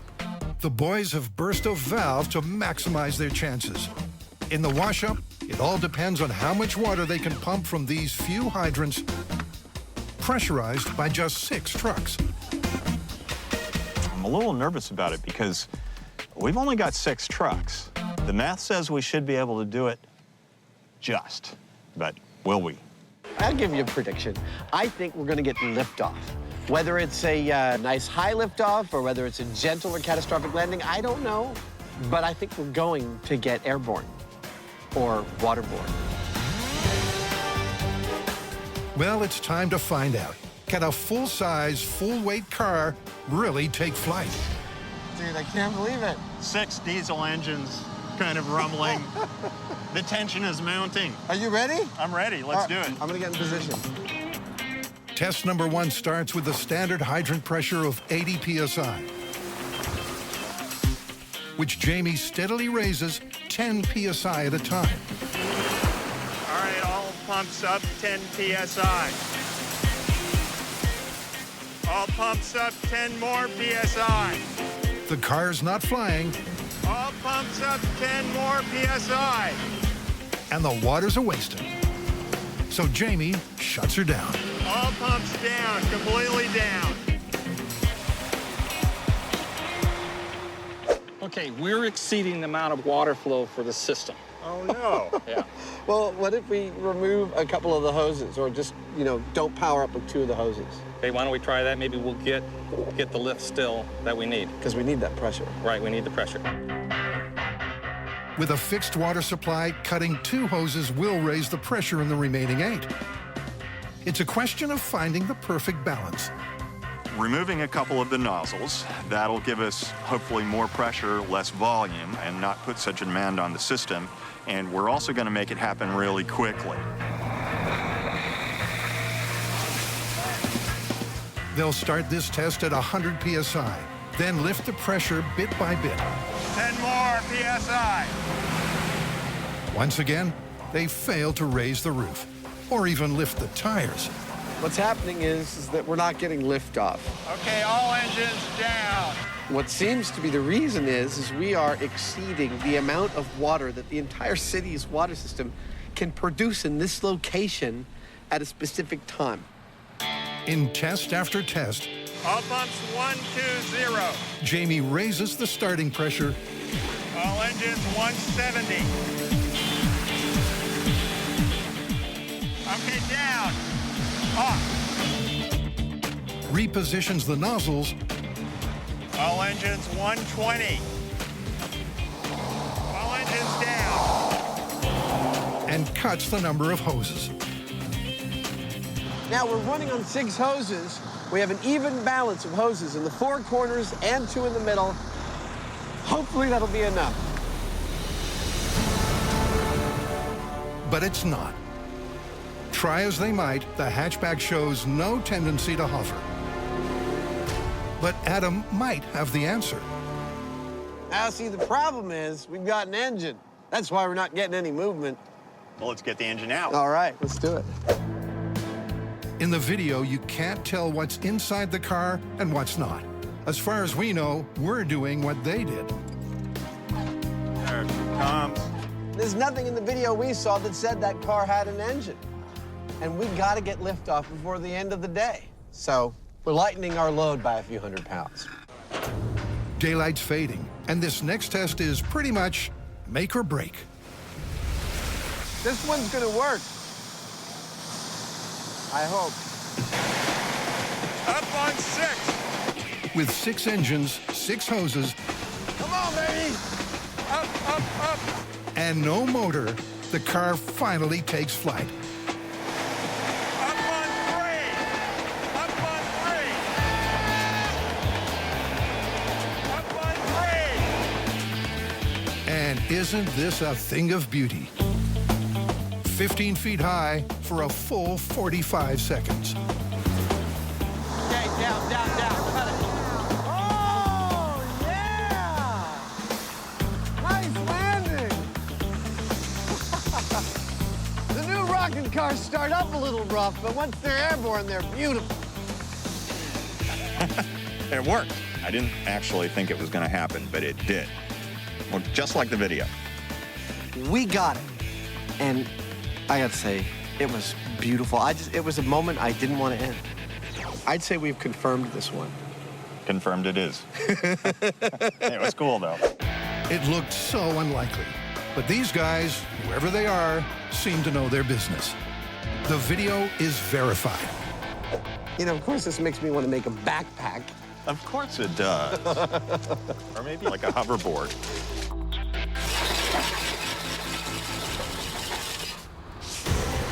With one successful liftoff under their belt, the guys are repoing to a different type of test track for a very different launch attempt.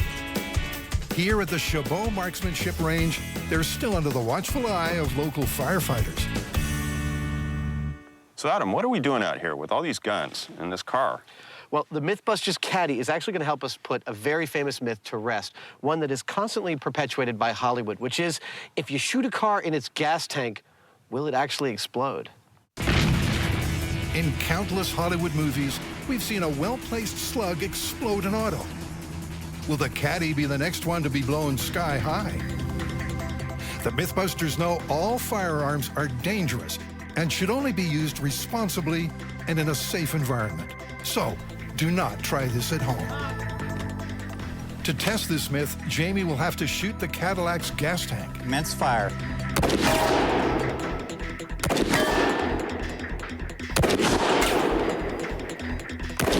There's gas in the tank, and the bullets are definitely hitting it. But there's no explosion. The waiting firefighters look almost disappointed. Look at that, 1, 2, 3, 4, 5, all right in a row. Oh, yep. You punctured that gas tank quite neatly. And I'll bet you went right through the other side. Jamie's shots went clear through the tank. Now there's one that's right out the bottom there. Ah, so you're right. So will shooting a car's gas tank actually set it on fire? Actually, not like in the movies. It won't explode. You did a really nice cluster there, right through the gas tank. No problem at all. Went in, came out the other side. Nothing. No explosion. There you go. Commence fire. Okay, so launching a car sky high by shooting the gas tank is firmly fictional. For their final expedition, the MythBusters team is coming together to tackle the mother of airborne automotive myths. This one comes from a classic urban legend. The story goes that an off-duty airman strapped a jet-assisted takeoff unit to his Impala and rocketed across the desert at 350 miles per hour. But when he hit a bump, his car took to the air and soared for over a mile until a cliff brought his journey to an abrupt end. But did this jet-assisted joyride really achieve liftoff? The MythBusters are joining forces to close the case. What is the plan? Okay, here it is. We do 2 launches. The first one is the original myth as stated. We get a Chevy Impala, strap a reliable set of rockets to it, light them up, and aim them towards a bump in the road. And see whether it takes off or not. Exactly. And if we don't get that, we up the rocket power and add a ramp. Well, you know, first off, we need a couple of these things. A couple of Chevy Impalas with remote control. Grant? Sounds good to me. We are also going to need a safe place from which to steer them, like a mobile command bunker. Like a MythBusters tank. Exactly. This is gonna be insane. Yes, it is. And for destination insanity, the first element of this rocket rodeo is the Chevy. That's good.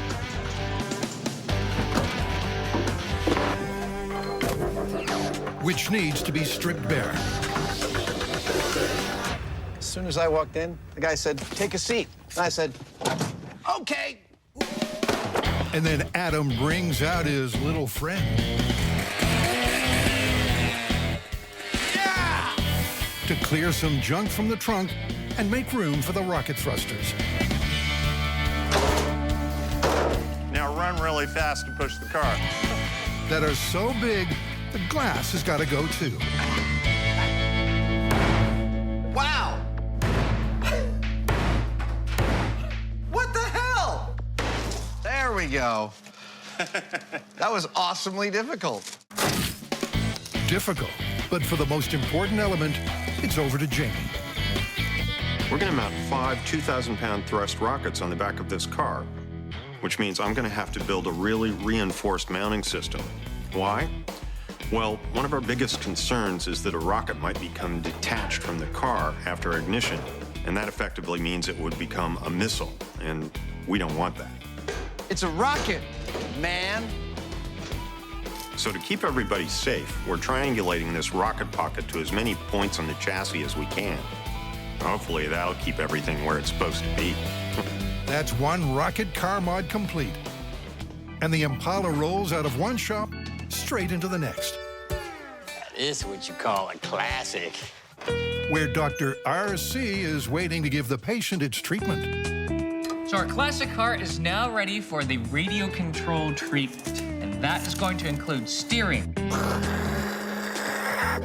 throttle, brake, emergency kill, and something special to switch into neutral just after the rockets fire. That's what it's got to do. And not only is that a huge task, it also comes with some huge stakes. Believe me, this project, there's a lot of pressure here. It's got to track perfectly straight. It's got to be rock solid. It's got to stop on a dime if anything goes wrong. But if everything goes right, it's got to keep going no matter what. It's going to be a big job, but I think I'm up to the task. Safe to say Grant has the control under control.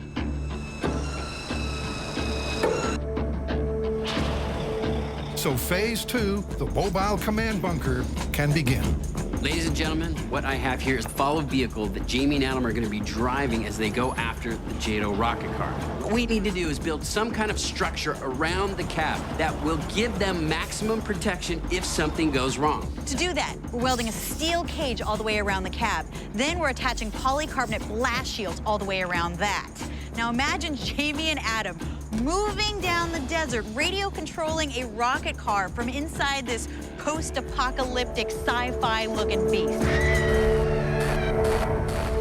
This is gonna be awesome. Awesome. 5 tons of steel, kinda awesome. The steel frame is cut. Am I the only one that has the theme of A-Team going through my head right now? And welded together. Hoisted into position and attached to the truck.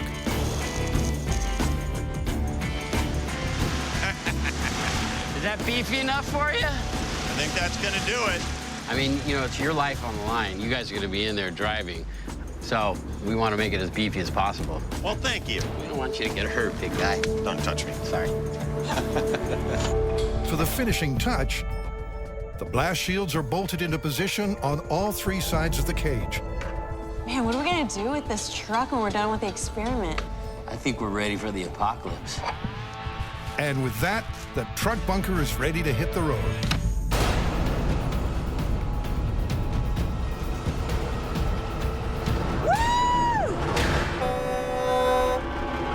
Woo! Meanwhile, next door,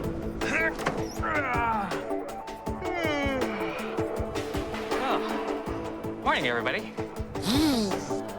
Grant has finally finished remote controlling the Impala. Okay, so this car is ready to go with all of its radio control. But you know what? It hasn't been tested all together as a system yet. So to do that, we need to go somewhere remote, where there aren't a lot of people or things to crash into. Well, the new Jerusalem runway should fit that bill. A little foggy this morning. Yep. Shall we drive a car while standing in a single location? Sounds like a plan to me. Sounds like a plan. That could have gone better. But this time, there's a twist. What we've done is we put a camera in this car right where the driver would be, giving us the same view, and we're going to try to drive it via monitor. It's sort of like a virtual reality system. Yep, and once the motor is running, we're on. Excellent. with only the monitor for reference, And here we go. Grant takes the Impala for a spin. It's moving. After a ginger start, Look at that. it's clear that Grant's years of GTA have paid off. Line it up on the white line. Oh, hey. Oh, you're trying to miss the camera. Yeah, that's what I'm trying to do. Oh. And the virtual remote control system is also ahead of the curve. So that was a successful test. You know, the car starts, that it drives, that it stops, that it steers, kind of. As a bonus, we can switch it into neutral when we have to and kill it if anything goes awry. That is a very promising systems check. Yeah, not a bad start. A few tweaks here and there, and we'll be good to go. Well, let's head to the desert. Yep, the team is taking this one to Test Track Mojave for the mother of all experiments. Well, this is it. I know it looks like I'm standing in the middle of nowhere, but in point of fact, I'm standing on the Cuddyback Dry Lake bed in the Mojave Desert. 5 miles long, 2 miles wide. This is where our rocket car, our Chevy Impala, hopefully will finally catch some air. So, all that's left is to attach the rockets to the car and go for it, right? Well, actually, no. See, first, we have to nail down our safety. Then we have to measure out a length of desert highway. And then we have to check the RC system. And when we're happy with all that, then and only then do we attach the rockets to the car. Which means I better get back to work, huh? There's a lot to do, but as always, it's safety first. Now, once these rockets go off, this car is gonna turn into a 5,000-pound missile.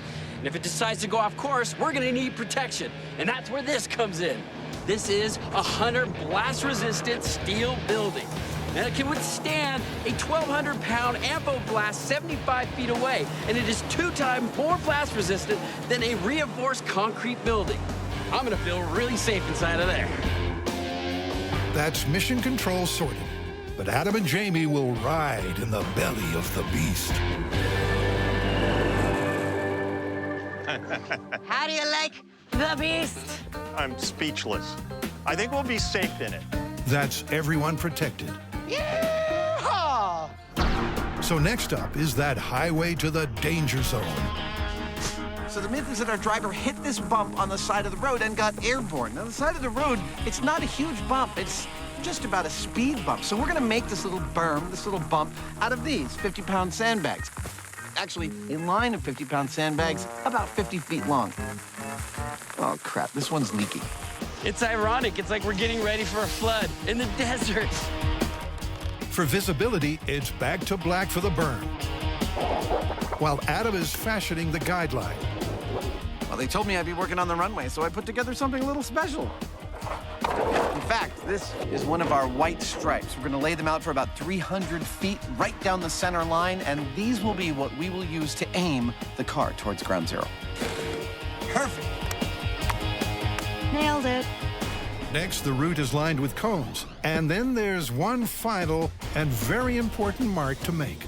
So we have decided to set off the rockets at 200 feet before the target. That'll give the rockets enough time to burn to get the car up to speed and make sure we hit our target. However, there is one problem. The problem is that there's a 1-second delay between the time I push the button and the rockets ignite. And we want that to happen well before the berm. That's why I have this big black marker here. Wanting to push the button. No pressure here. No pressure. And with the fast lane set, Jamie's bumper to bumper on the car. This may look like a heck of a bumper, but that's not actually what it's here for. It's here for its weight, because we need the car to fly like a rocket. And to do that, it's crucial that we have proper balance. In rockets, you need to have the center of gravity forward of the geometrical center. And so, since we've added a lot of weight in the back because our rockets are actually quite heavy, we need to add a bunch of extra weight on the front of the car, and hopefully we'll bring that center of gravity forward enough to do the job. Yep, and with the bumper on the front, the rockets are carefully loaded onto the back. Does this look as dangerous as it feels? But for safety, they won't be wired to ignite until launch. Okay, that's it. And speaking of ignition, time to check that Cobra firing system.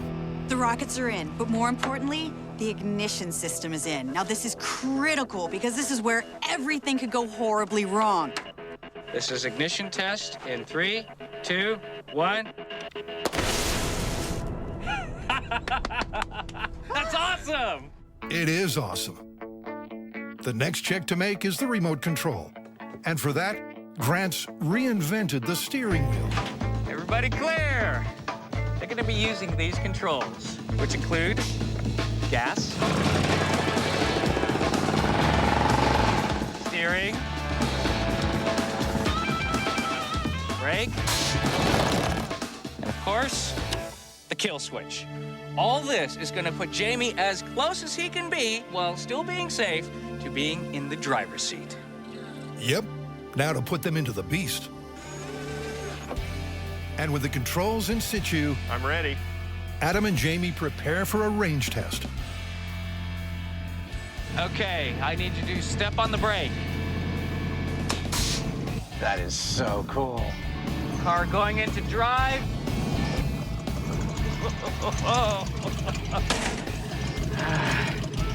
Okay, chocks away. Okay, Jamie, it's under your control.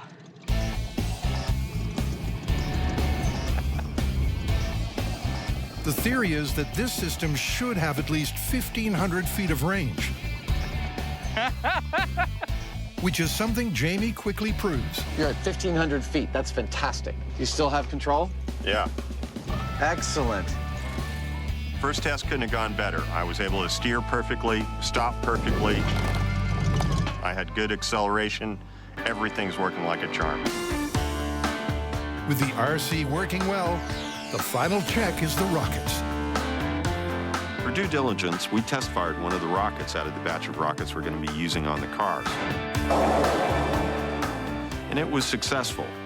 The thing is that these rockets are basically a controlled explosion, and to get the most power per pound out of them, they push them right to the edge. And if they make a mistake and they push them a little too far, you've got a pipe bomb. Since we've done test fire and it was successful, we anticipate we should have a successful run on the cars. Well, those could be famous last words. But with the equivalent force of a JATO wired for action, This is gonna be awesome. this little Impala is packing heat. In plain talk, 10,000 pounds of thrust is 4,500 horsepower. That's a lot of go fast. Serious heat. And with the rockets locked, loaded, and live, the countdown can begin. All right, this is it. Here is how our test is gonna work. Adam and I will be driving the rocket car from inside this thing right here, which we call the Beast. It's our mobile bunker. Tori Grant and I will be here in the command center, monitoring the car, getting up to speed. When it hits its mark, I'll hit this button. And then, 1 second later, the rockets will ignite, and that rocket car will go racing straight into the berm. And if all of that works absolutely perfectly and this myth is true, we should find this car converted into nothing but a hunk of metal embedded in that mountain over there. So at T-minus 40 seconds, it's chocks away. Okay, the rockets are armed. We're on our way. And then finally, it's all over to Adam. All right. All right, all systems are ready. You ready? I'm ready. I swear my heart's beating like 100 times a second. Here we go. Carrie, are you ready on the button? Ready. Tori, are all the cameras rolling? We are ready here in the bunker. All right, let's do this. Here we go, ladies and gentlemen. Rocket car, JATO, mission accomplished in 3, 2, 1. Break off. Here we go. There she goes. Doing good. Yeah. Perfect. It's hearts and mouths time 25. as Adam slowly accelerates the car up to 50 miles per hour. You're drifting. Straighten it out. Yep. And back on the center line, 37. You're doing good. Get ready, Carrie. the Impala reaches the black flag. You're gonna make it. Over you go.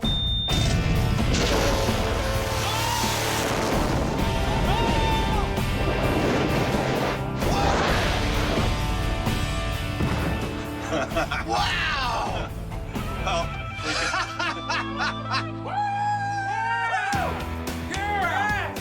I saw Sky! I saw Sky just for a second. Woo! They got airborne. That was amazing! Wow. That was insane. 1 second the car was there, and the next second it was gone. On ignition, the Impala rocketed to 200 miles per hour, barreled over the berm, careened out of control, and twisted through the air, leaving in its wake the kind of debris you only get when you combine the MythBusters, rockets, and cars. Wow. That thing is mangled. Holy cow. That's a work of art. Yep, this is what happens between a rocket and a hard place. See it, but I don't believe it. Oh my God, the front end is completely smashed. That is cool looking. Aw. Wow. Did it even catch air? I saw it clear about 20 feet or so. It was quite a ways after the berm, but who knows what it was doing. It was just going nuts. But it was nothing like the Myth. No, it was far more out of control. Far more out of control. And it didn't travel anywhere near the mythical mile. Oh, rockets! Look at that. And then, oh, you know what? The wheel went under, it went sideways, it flipped end over end, and wow! That thing got tore up. Beautiful. That might be my favorite high-speed shot I've ever seen. That was gorgeous. And I love that it lands on its base. Oh, and there goes the tire. It's rocketed to #1 for Adam. And for Carrie, it was one heck of a nail-biter. This is one of the most nerve-wracking experiences of my life. The car starts to move. It's kicking up dirt like crazy. It's moving faster and faster. It's getting close to the mark. My hand is shaking above the ignition button. I'm waiting. The car approaches the black marker. It crosses, I push the button, and then the longest second of my life begins. There's a lag time, but my heart doesn't know that. I stop breathing, the butterflies are puking in my stomach, and then whoosh, rockets ignite, the car screams towards the berm, goes over it, and then starts to veer to the left, and then end over end, engines, wheels, carnage. Great experiment. A great experiment. And as the sun sets on the wreckage, it's time to close the case. So do you guys want to call the myth? I think we can definitively say that the rocket car myth, once and for all, totally busted. Is this the part of the story where we get to replicate the results? Let's do it. Yes! Yep, the show ain't over until the rocket car flies. Fitted with a heavy-duty rocket pocket and a remote control system, it's identical to Impala 1. But this time, it's racing red. All right, so here's what we're gonna do differently. First of all, we're gonna give the Impala 6 rockets. That's 20% more power, and by our calculations, should get it airborne. But second, and most importantly, we're gonna give this car a little jump start on gravity.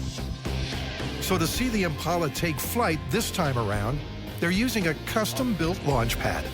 This time we are getting that car airborne no matter what it takes, and we've decided what it takes is a ramp. Can we get some help over here? Yeah! This is exactly how the Egyptians did it. Moving in, moving in.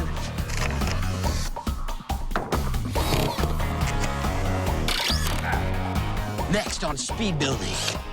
Will they get the roof done before the sun goes down? Well, yes. And remember, this isn't just a ramp. It's our launching platform. This ramp's job is to send that rocket car up in the air. In order to do that, it has to change its direction, which means it has to take all its forward momentum and alter it slightly, which means we have to spread a tremendous load right here at the front part of the ramp, which we've done with 5 inches thick of wood spreading that load. Hopefully that'll be enough.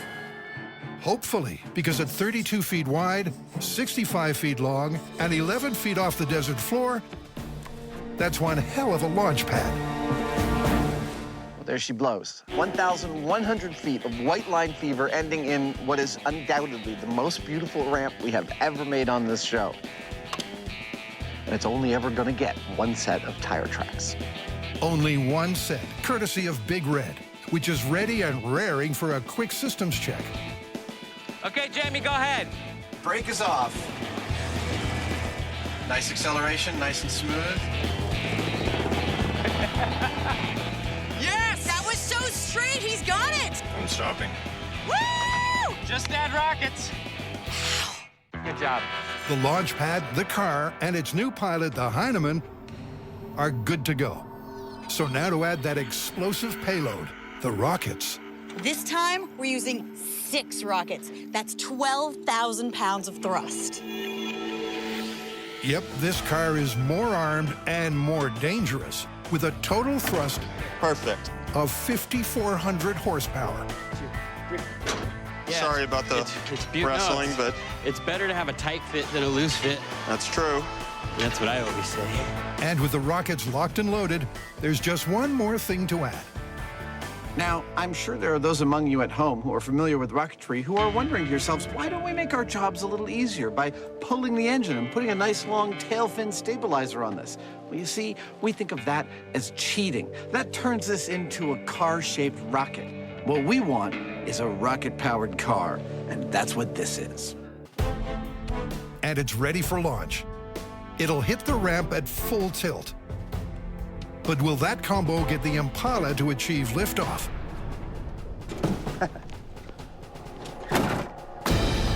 With only 1 car left, this is their last shot. And it's all down to the Heinemann. Shields are engaged. It's all you, buddy.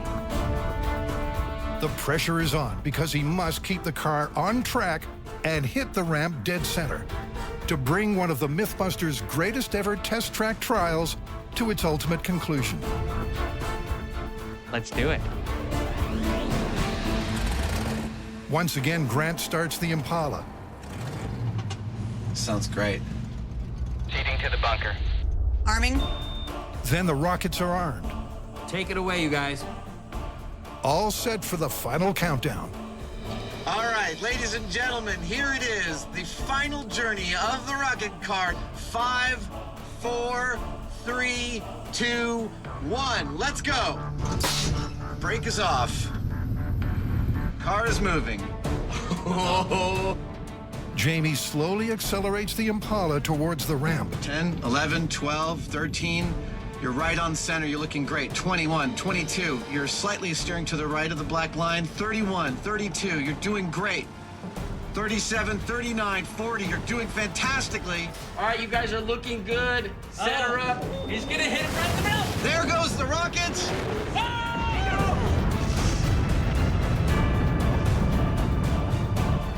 Wow. I have no idea what happened. All I see is smoke. Well, luckily, viewers, you've got the best seat in the house.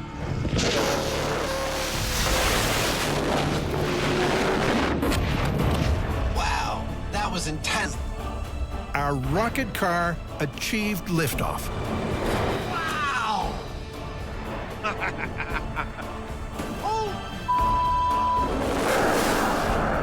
For 10 fleeting seconds, it pirouetted through the air.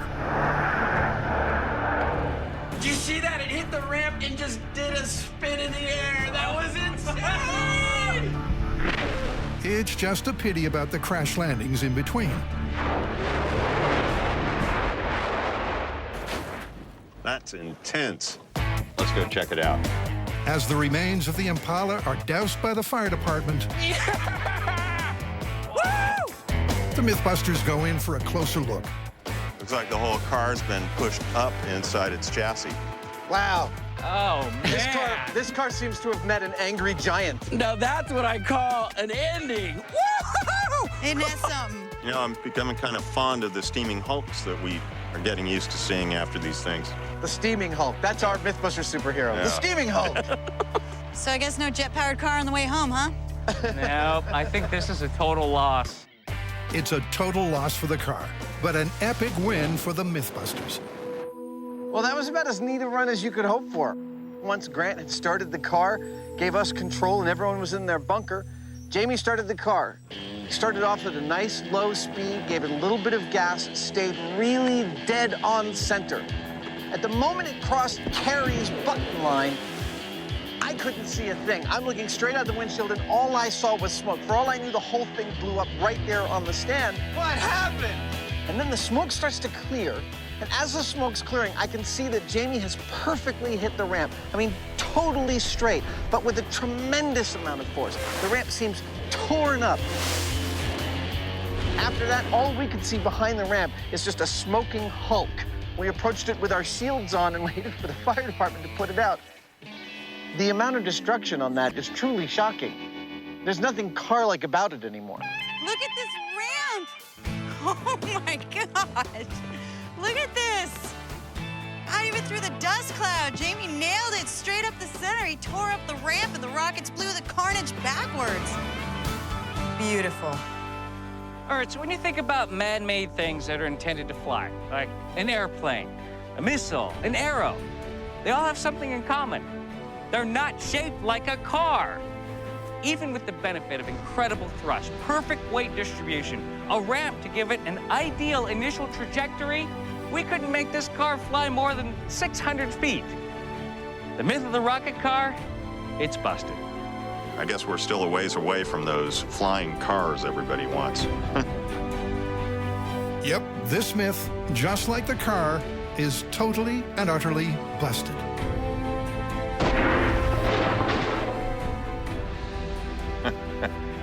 Well, I think our work here is done. I think so.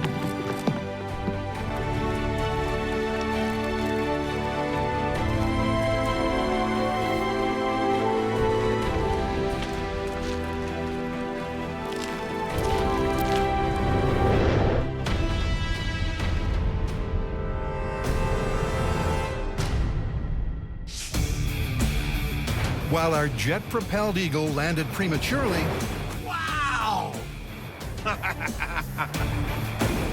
the Cadillac couldn't achieve liftoff. But those viral firemen inspired a launch for the ages.